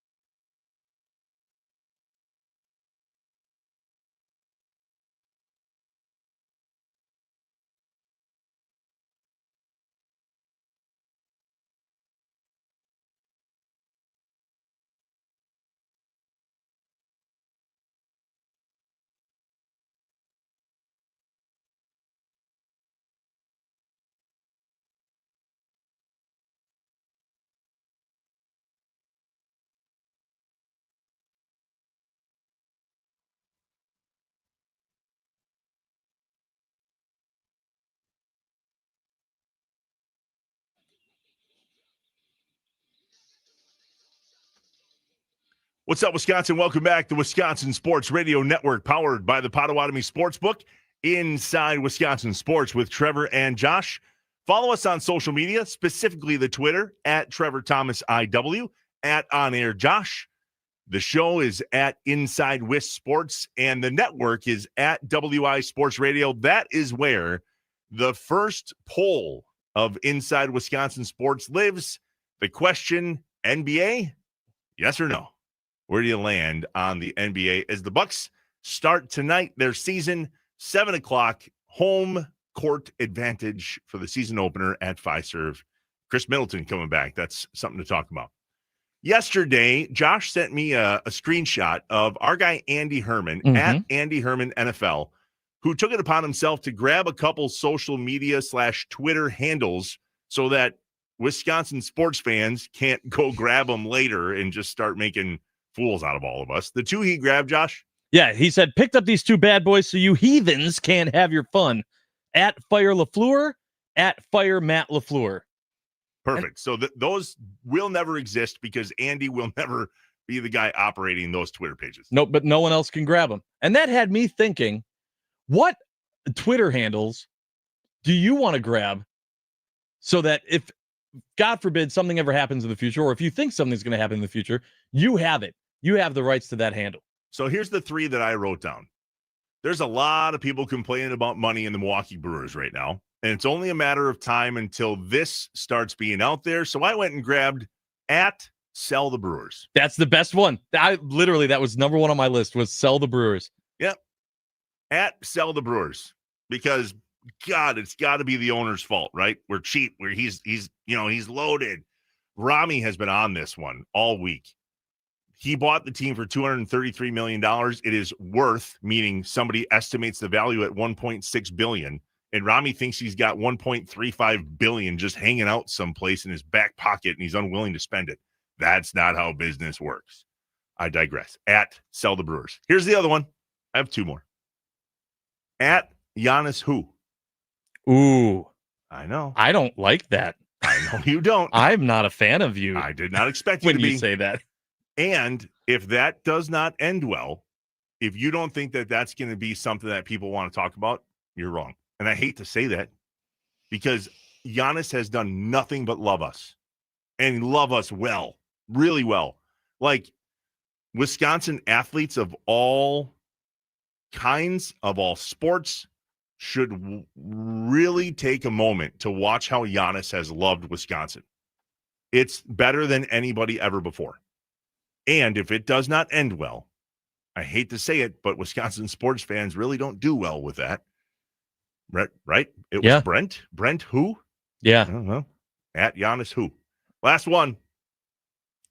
At Love Stinks. I don't think he stinks. I'm surprised that's available. At Love Stinks. I almost thought about at Love Stinks. Yeah. But right. Listen, quarterbacks here in Wisconsin have short leashes. Oh, at Love Stinks is gone. You can't get that one. It's gone. At Love Stinks. Yeah. I searched last night and that was available. That's available. Yep. What about you, Josh?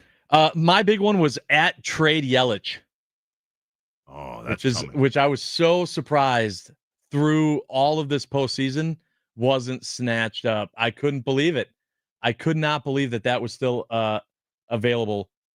That was my big one that I thought about. And I know that now the Brewer season's done, but people were so done with Yelly. I was like, I know like B-Rad is a listener of the show. Watches us on YouTube, comments from time to time. He considers himself on Yelich Watch. I cannot believe he doesn't have that Twitter handle.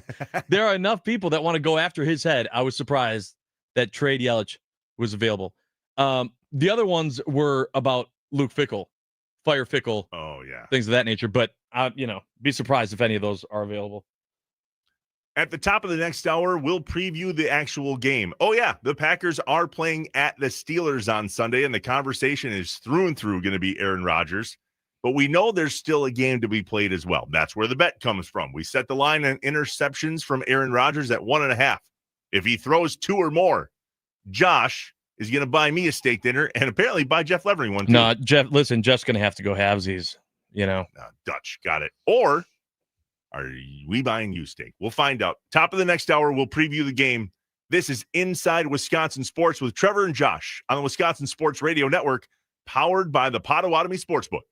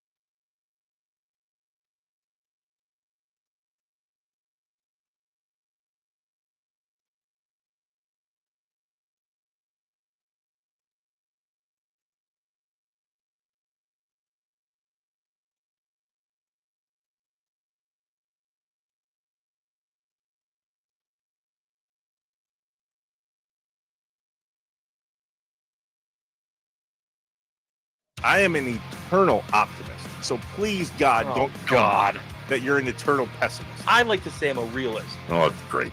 We're going to get along great. This is going to be great. This is Inside Wisconsin Sports with Trevor and Josh.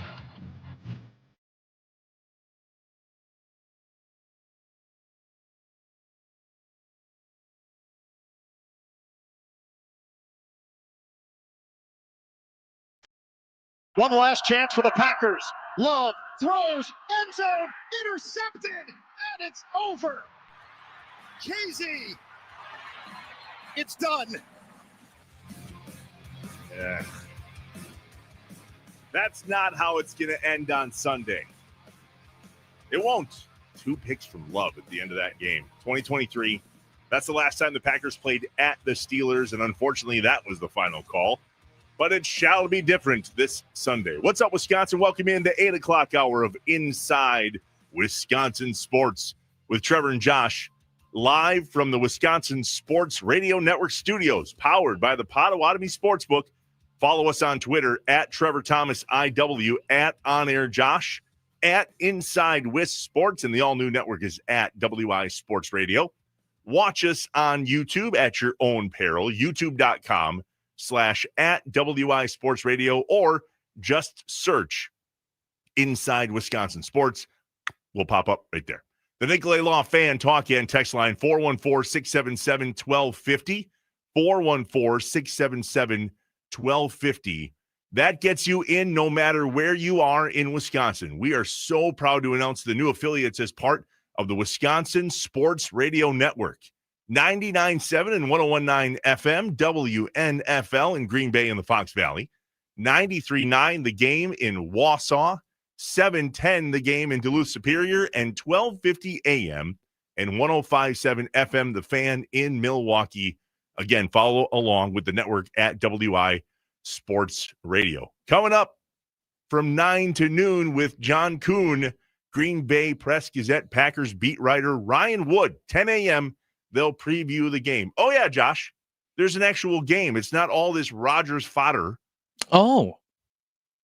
There's a pretty good football game scheduled for Sunday night. That's true. There's some pretty good stats to review, which I want to jump into in regards to the dope sheet that the Packers send out. This thing's impressive.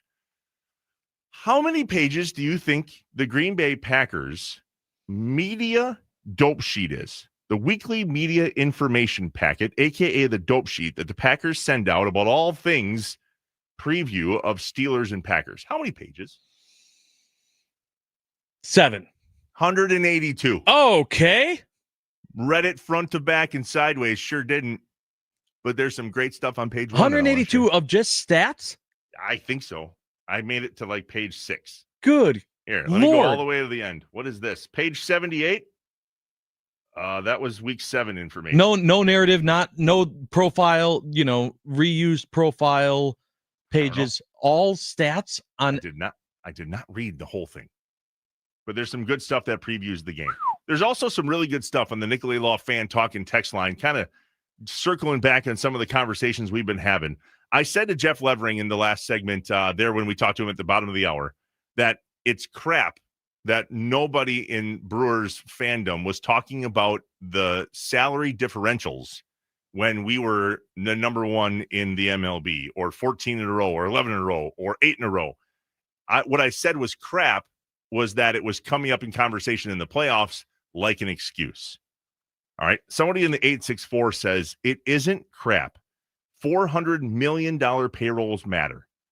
Pull up in your Chevy Cruze versus the guy pulling up in his Lamborghini and see how the girl reacts. I hear you. I'm not saying that isn't crap. I understand it is. What I'm saying is Brewers fans cannot use that as an excuse all of a sudden. If that's why we lost, then that should have been something we talked about all year. I don't think that's the case. It's just not. And I understand it's crap. Like, it's a crap sandwich. I understand. We played really well. We didn't use money as the excuse before, and we shouldn't be using it now. So I'm part of a text thread with a bunch of friends, which all have nicknames, by the way. This is from Stick last night. Stick. The Stickster. He tweeted He screenshot a tweet and said, man, facing this $325 million right arm of a knight, facing after the $182 million arm is a tough scene for the Brewers. Game 3, they're going to have to face that $700 million guy, I think, or maybe it'll be the $136,500,000 guy. I don't know. Anyways, incredible Cinderella run for the Dodgers. Have to tip the cap. Yeah. I get it. We all get it. And we can't compete with that. And that's a Major League Baseball problem. And that's one thing that I didn't get the chance to ask Lev was, is this always going to be a thing? Next time we talk to him, don't let me forget that. Okay. Is this always going to be something, Josh, that we as Brewers fans deal with? Is this constant money conversation? It feels like an excuse after the fact. Yeah, well, and that's exactly it. It's an excuse that we have in our back pocket. We hate pulling it out, but it is going to be there for us always. I don't see any point in time where the Milwaukee Brewers spend enough money to where they're not using that as an excuse. Now, the only way I could see it not being used is if they're ever in a situation where the team they're playing against in a high-stakes postseason game is also in the same boat as them of being a small market team, right? You can't use that as an excuse if you're playing a team that spent, 15 million more than you or something. At that point, you're essentially in the same playing field. But when it's the Dodgers and when it's just significant, then you're going to play that card. Yeah, majorly different. Understood. But I think then we should play it all year. I don't know what that looks like. But there was no point. There's no reason to. See, but that's my point. Now, how can we use it as an excuse in the playoffs? That bothers me. I just don't think that that's how we as Brewers fans who... I mean, that's how excuses work, though. You don't give an excuse when there's no reason to give an excuse. Well, you go to your wife ahead of time to apologize for not doing the dishes if she doesn't bring up the fact that you didn't do the dishes? No, of course not. You don't use that then. Jason in the 920 has a good question. I don't think there's any indication, but he said, is there any indication if Murphy is not going to continue as the skip? You back-to-back. Should be back-to-back. Understood. NL Manager of the Year. Yeah, Elway won back-to-back Super Bowls and walked. I would be very surprised. I would be too, but the question is there any indication? So let's just process this for a second. Ricky Weeks was brought in as the bench coach, knowing full well that Jim Leonard, but knowing full well that that's his job whenever Murph says he's done with it. That was the whole idea. I don't know what Murphy's plan is. I accidentally brought up his age a couple times when he was on the Inside Wisconsin podcast. He's not a fan, so I'm not bringing it up here. Smart. I just don't think there's any reason to believe that he's not going to be back, but it's a fair question. I'm not worrying about that now. The 319 says, do any Packers defenders wear number 17? That'd be fun. That would be fun. Who does wear number 17 for the Packers right now? That's a good question. You'll look it up while I keep reading these. I sure will. Hey, Josh from the 414. Hi. I was one of the guys who said trade Yelich in the summertime when he was trending upwards to dump his salary. McManus wears 17.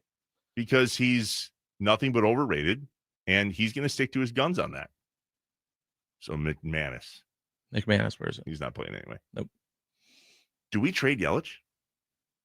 I mean, the handle is available. Trade Yelich.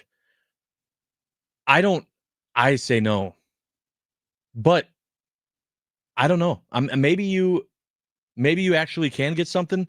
I'm not sure I'm at the point either of where I'm ready to analyze how much is left on his contract, any of that stuff. Like, that's what I'd need to do before I gave you a actual full thought out opinion on that.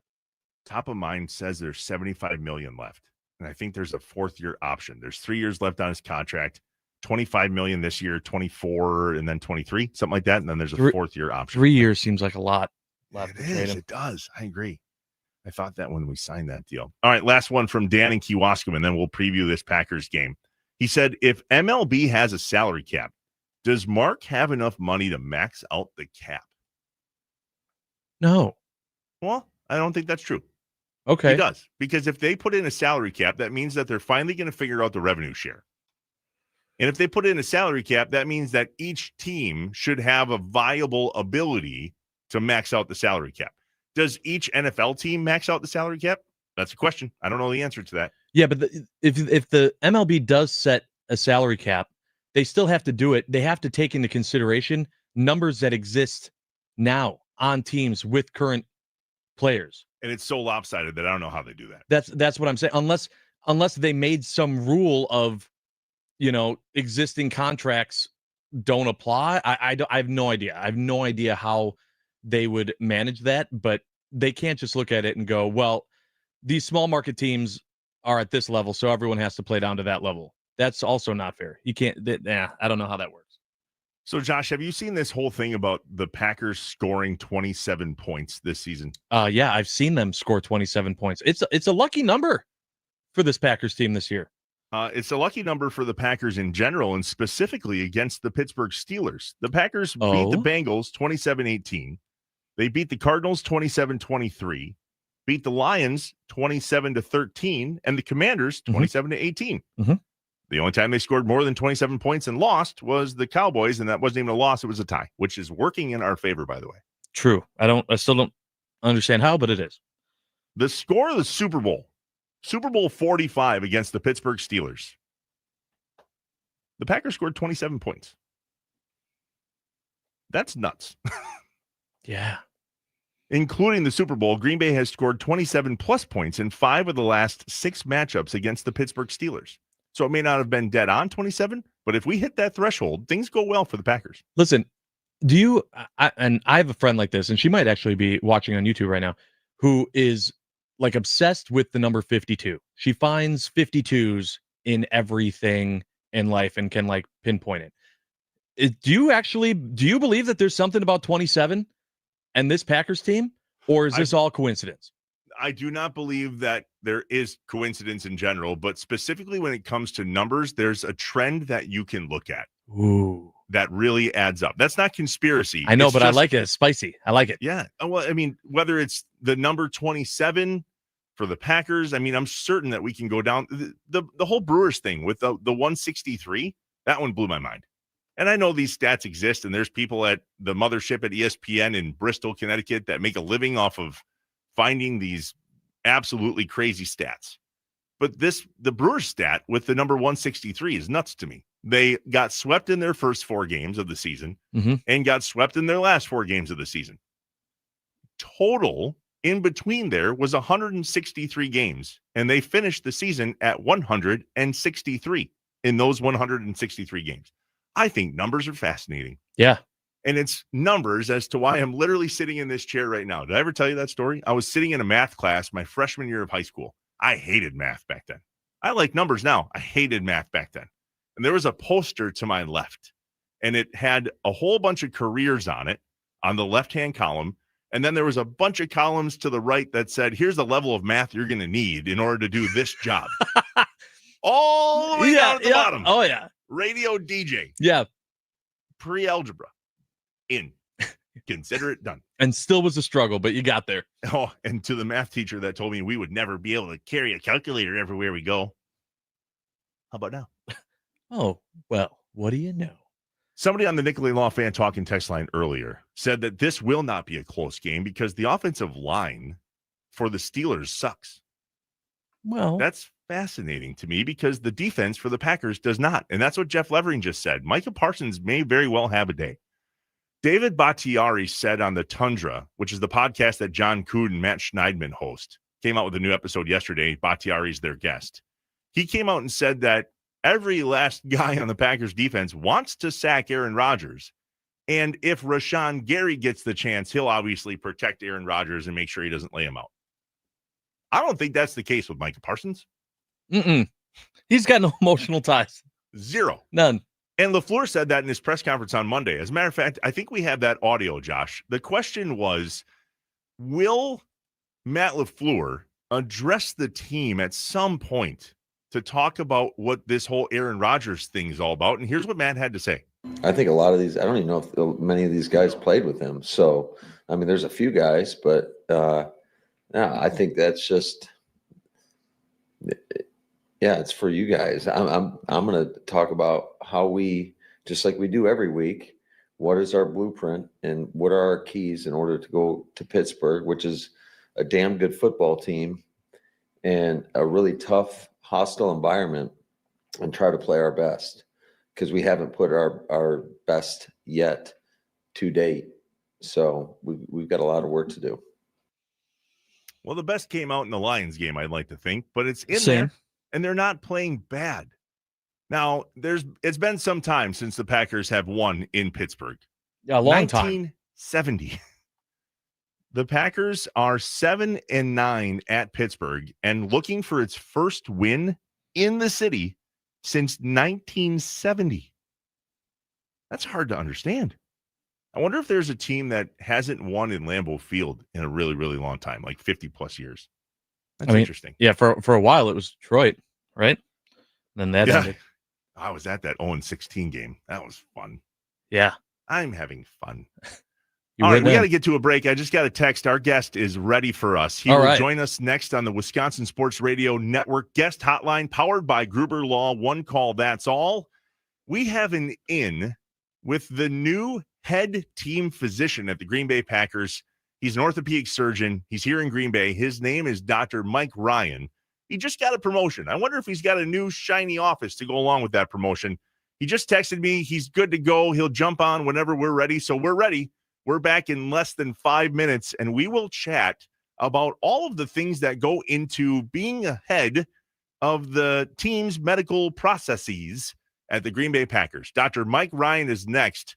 This is the Wisconsin Sports Radio Network, powered by the Potawatomi Sportsbook. You are listening to Inside Wisconsin Sports with Trevor and Josh.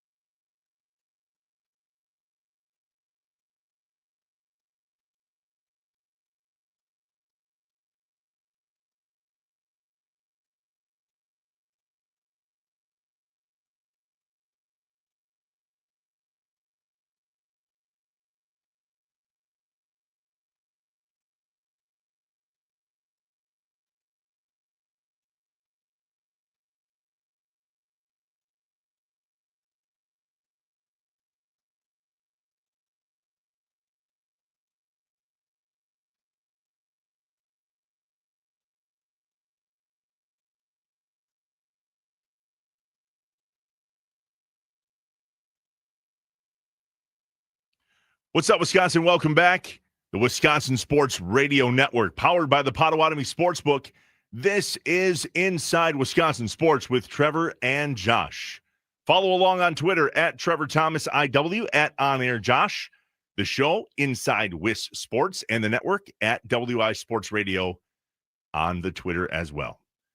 The Wisconsin Sports Radio Network guest hotline is powered by Gruber Law. One call, that's all. Joining us now on the telly is my guy, Dr. Mike Ryan. He is the newly named Green Bay Packers head team physician.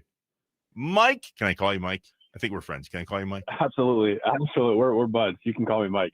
Good to see you, man. Good to be here. And congrats. I mean, listen, all right, for anybody that knew about this coming, this all started in 2023. You were the assistant team physician when you arrived with the whole plan to eventually take over this role from Doc McKenzie. So what's changed? You just have to run out there every play now? Yeah, pretty much. Yeah, no, I think a lot of the responsibility kind of shifts a little bit. I'm obviously a lot more involved in the day-to-day, and Doc McKenzie has done just such a great job of setting me up to be successful in this role. And he's still around, in a very helpful sort of consultatory capacity. When you have 34 years of experience at the NFL level, the amount of knowledge you have to impart on someone like myself into this new role is immense. And so he's such a valuable aspect of this. So yeah, really a lot of it's just a shift in responsibility and being able to be there, day to day and help manage stuff on field, each time guys go down. Josh and I got the paperwork that was faxed over from your nurse. Mm-hmm. We all signed a HIPAA release form, yes. So we know better than to go at anything specifically here. But what's fascinating to us, that stuff. Yeah, you got it. No problem. Yeah. So as you take this over from Doc McKenzie, who is a legend in the NFL, let's be real. He did this thing forever. This isn't your first rodeo, though.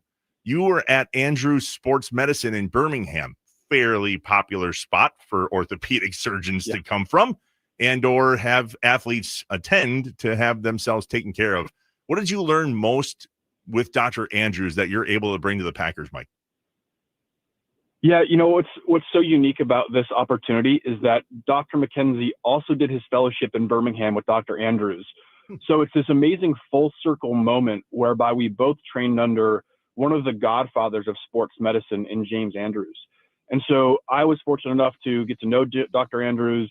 I trained very closely and was partners with his two proteges, Dr. Jeff Dugas and Lyle Kane, who really informed my understanding of sports medicine at the highest level. And so really so much of it comes down to, how you approach patients, how you approach athletes, how you approach family members and the athletic training staff, and really the entire team that surrounds athletes to support them. And so much of what it took out of it was how to do that at the highest level. And so, Dr. Andrews really started that sort of philosophy and imparted that on so many existing, current, and former team physicians at every level, whether that's college, whether that's high school, pros. You look at it across the country, the types of individuals he's influenced are immense. And so, I credit him to allowing me to be in this position. Dr. Mike, thanks again so much for joining us this morning. I was curious, and I know that it's been out there that a lot of doctors, they say, don't just go on WebMD, don't just go on Google when you're looking for results on, why you have that cough and what that could mean. And I was curious, what are your thoughts on what I call the social media surgeons that, when you see a player get injured in any sport, but it seems to be the heaviest in the NFL, probably because of the most injuries, but that go out there and they say, oh, well, if you break that down frame by frame, you can see that this twisted this way and he's going to be out 6 to 8 weeks. You're actually there. You're doing the work. Your thoughts on the social media surgeons? Yeah, I think the reality is there's a lot of value in watching film of an injury.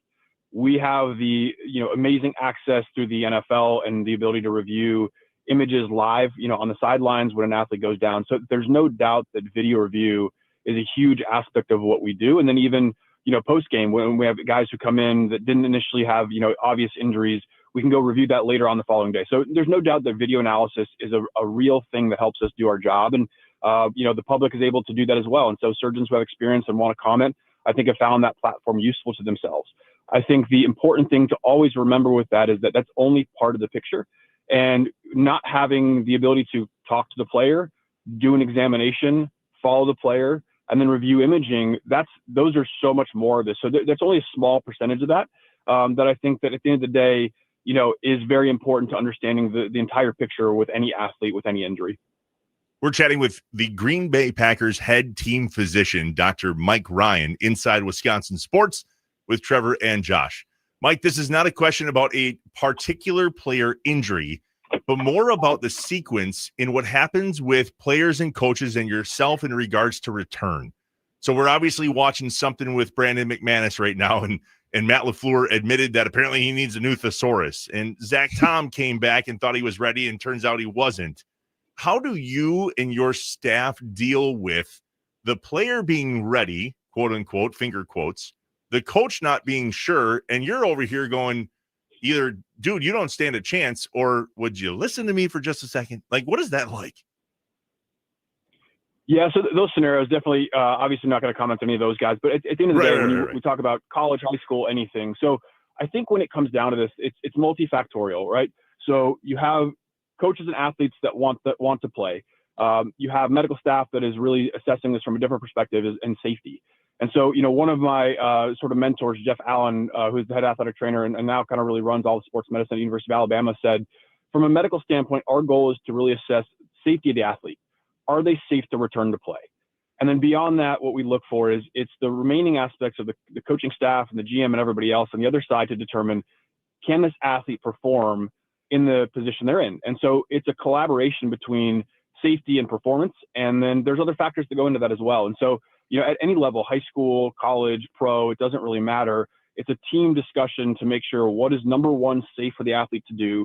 And then two, can they perform? Because there may be many times where an athlete is safe to play, but they're just not ready functionally. They don't have the right strength. They don't have the right sort of ability to protect themselves, or a variety of other factors. And so, that's really how we assess this, is a sort of multifactorial ability to, do the job safely and then do the job effectively. That's interesting the way you put that. It's not that they can't perform, it's that they also have to protect themselves. I don't know if I've ever looked at it that way, where, yeah, you could possibly do the job, but what are you doing when you're not doing the job, or when you're not making a tackle, or you need to cut or move this way, or yeah, that's interesting. I never really thought about it. And by the way, I wasn't asking about the guys. I hope you know that. I know you won't comment on that. I hear you. But I do need free medical advice. So my oldest son, Rhodey, we've talked about him in the past, you and I. He got diagnosed with his first concussion. And here's the weird part. It was Monday night during his game. It happened in the very first play of the game. And he didn't say anything to anyone. He just kept playing because he's used to playing with a little bit of a headache. And what happened was he went to make a tackle. He hit the turf funny. I think he face planted. He said he saw some stars or got lightheaded, but shook it off and kept playing. I think that happens a lot, not only at the high school level, but in the college level and certainly in the pro level. How do you manage concussions at the level that you're at now? Because I feel like, can you even play tackle football without jarring your head in a certain way that's probably not healthy? Yeah, it's a great question. I think that, number one, I am not our concussion expert. That really goes to Dr. Jeremy Metzler, who has experience in training in concussion management. But I would say, in my experience of watching that, and then watching our team down in Birmingham that helped manage that as well, was, yes, this is a complex issue. It's very different than what would be considered kind of more black and white of, you tore your ACL. We have a very reliable exam to be able to do that. We have video to assess. It's a lot different. Whereas from a standpoint of looking at a concussion can be demonstrated or manifested in a variety of different ways, depending upon what part of the brain is involved. It can manifest symptoms after the initial injury.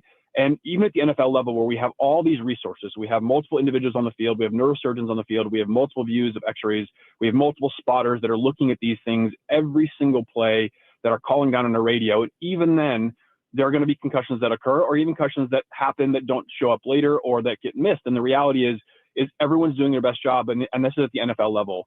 You can extrapolate that down to lower levels in college, in high school, where you don't have all the resources. So yeah, I really do think that those things are going to happen. I think it's our goal, at a sort of medical level and a state level, to figure out how can we really minimize those risks by educating individuals on the sidelines, whether that's coaches or athletic trainers, and providing them with the resources they really need to be more efficient and effective at that. And that's actually something I just got an email from the Wisconsin Association for intercollegiate sports, or high school sports, excuse me. We're looking into that. And I think that we're not the only ones. There are state organizations that are looking at doing this to really maximize the athlete safety in that position. That's so funny you say that, because the first thing he said to me after the game, which, by the way, played his best game of the year. I mean, Rhodey is an offensive and defensive lineman, had a fantastic game. I'm not saying that. His coach said that. First thing he says to me when he comes over to the sideline, Dad, saw stars on that first play. I was like, what? Okay. All right. Yep. Well, thanks for telling me. Now let's go get the trainer. And right. And it's those things that are hard to diagnose without the conversations and the players coming forward. And I think part of it's also education for players and understanding what things do I need to bring forward and what things are just normal part of playing a contact sport. And so that was my follow-up based on Rhodey's experience. And just, we've talked to John Kuhn. He's on our airwaves here as well. And he's told me, these athletes, listen, they want to play. They don't want to sit out. They want, even if they're hurt, they want to get back out there and perform, because that's just the athlete mentality. I'm curious, when you see that blue tent go up and then a player comes back out, in your mindset, how does that change going, okay, this could have been a lot better of a situation if they wouldn't have gone and played again? Or how much of that are you seeing and kind of having to battle because of the mentality of athletes wanting to continue to play even when injured? Yeah, I think it goes back to what I said previously. It's our job primarily, number one, to make sure the athletes are safe to play. And I think fortunately, again, at the NFL level, there's been extensive research and sort of development done with, the highest level of medical management at the NFL level, making sure that there are protocols that are established to do everything we can to identify concussions early and allow us to make the right decisions for those players.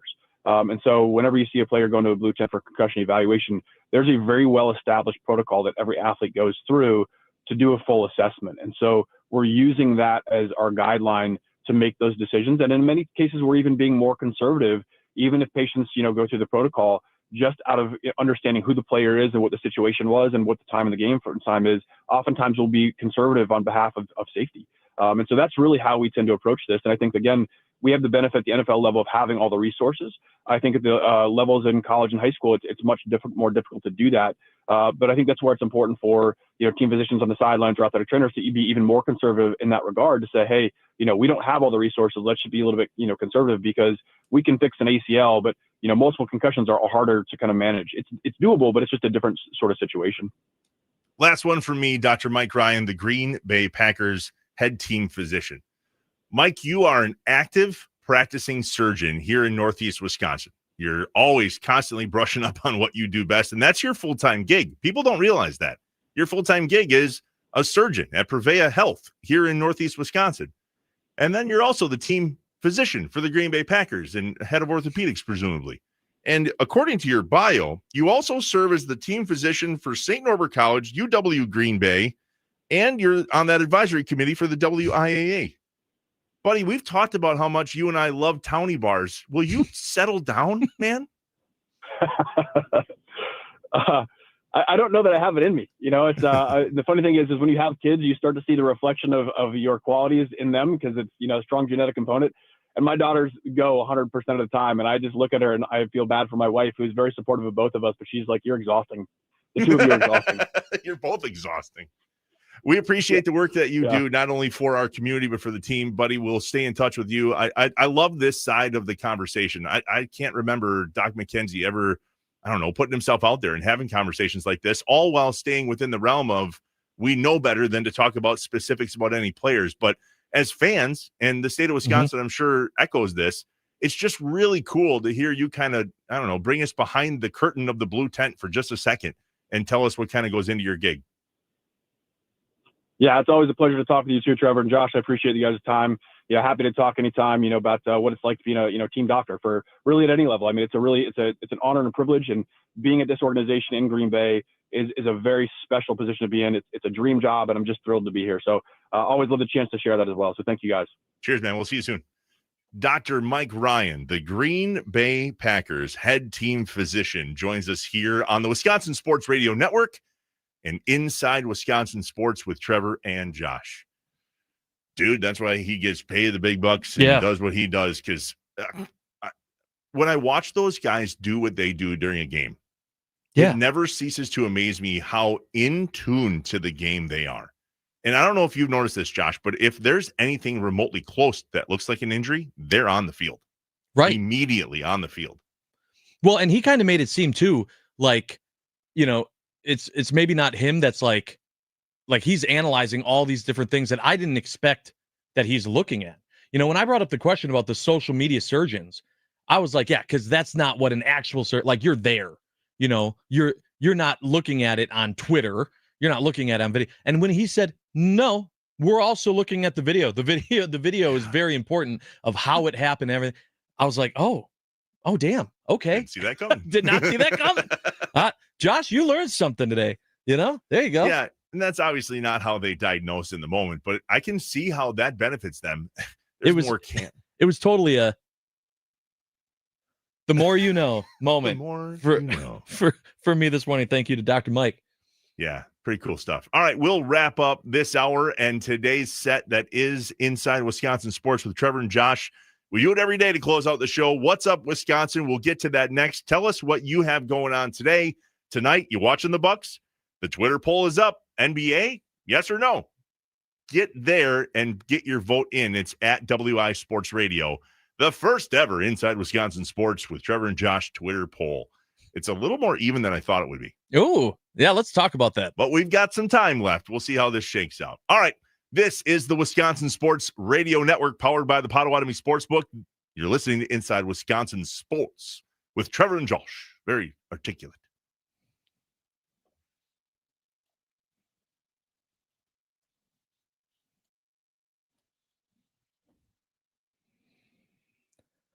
Hey, it's Josh Albrecht here from my friends at Henry Flock Steakhouse in West Allis.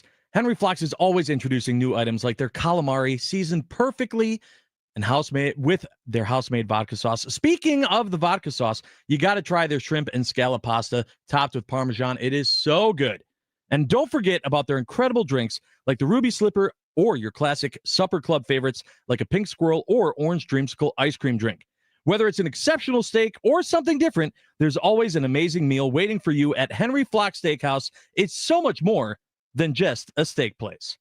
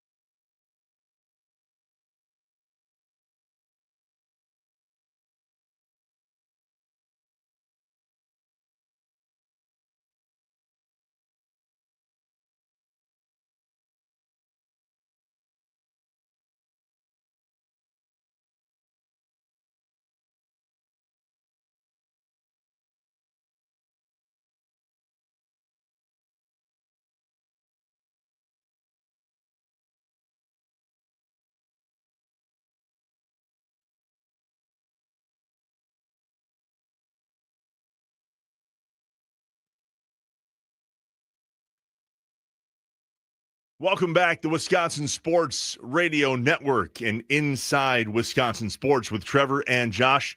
Hey, make sure to follow us on Twitter at Trevor Thomas IW at On Air Josh. There's one optimistic side of that Twitter handle. That's me. There's one realist side of that Twitter handle. And that Josh. is me. Yep. And where we meet in the middle comes together at Inside Wis Sports and on the network as well at WI Sports Radio on Twitter. Watch us on YouTube. We're live every single morning. It's about this time of day. Actually, it happened about a half an hour ago. This stool that I have in here, you're done. So done with it. And now you get to look up my nostrils on YouTube. And now it's time for What's Up, Wisconsin. Let's go. Trevor and Josh want to know. What's up? What's up, Wisconsin? What's up? What's your plan for the day? What's up? What are you doing tonight? What's up? Let us know what's up on Inside Wisconsin Sports with Trevor and Josh. Josh, this is the 10th show of Inside Wisconsin Sports that you and I have done together. That's nuts. Hey! We've been working together for almost a month now, and this is show number 10. And you know you arrive in this business when you get trolls. Yeah. Hey, bud. Welcome. Oh, they're here. We've arrived. Can I address one of them? Can I address Go ahead. one? Okay. Yeah. But don't give it too much attention. All right. There's this is what they want, by the way. Oh, listen, I have a name. They're Todds. Okay? That's what I call them. There's people named Todd. I don't know if you're friends with any Todds, but this person is being a Todd. So I'm just going to call him Todd on Twitter. Said, short, simple, and to the point, this is further proof that Josh is the most casual Bucks fan ever, and him getting a ticket at half court for Game 6 of the finals was a sickening disgrace. First of all, Todd, I will have you know that was my favorite sports moment in history of my life, and I put it up there like top 5 life moments. Like, I had to question, like, birth of my kids, Game 6, because it was that close. Second of all, the poll and the idea of this was put up by Trevor Thomas, who does not watch any NBA, not even really a huge fan of the Bucks. I will be.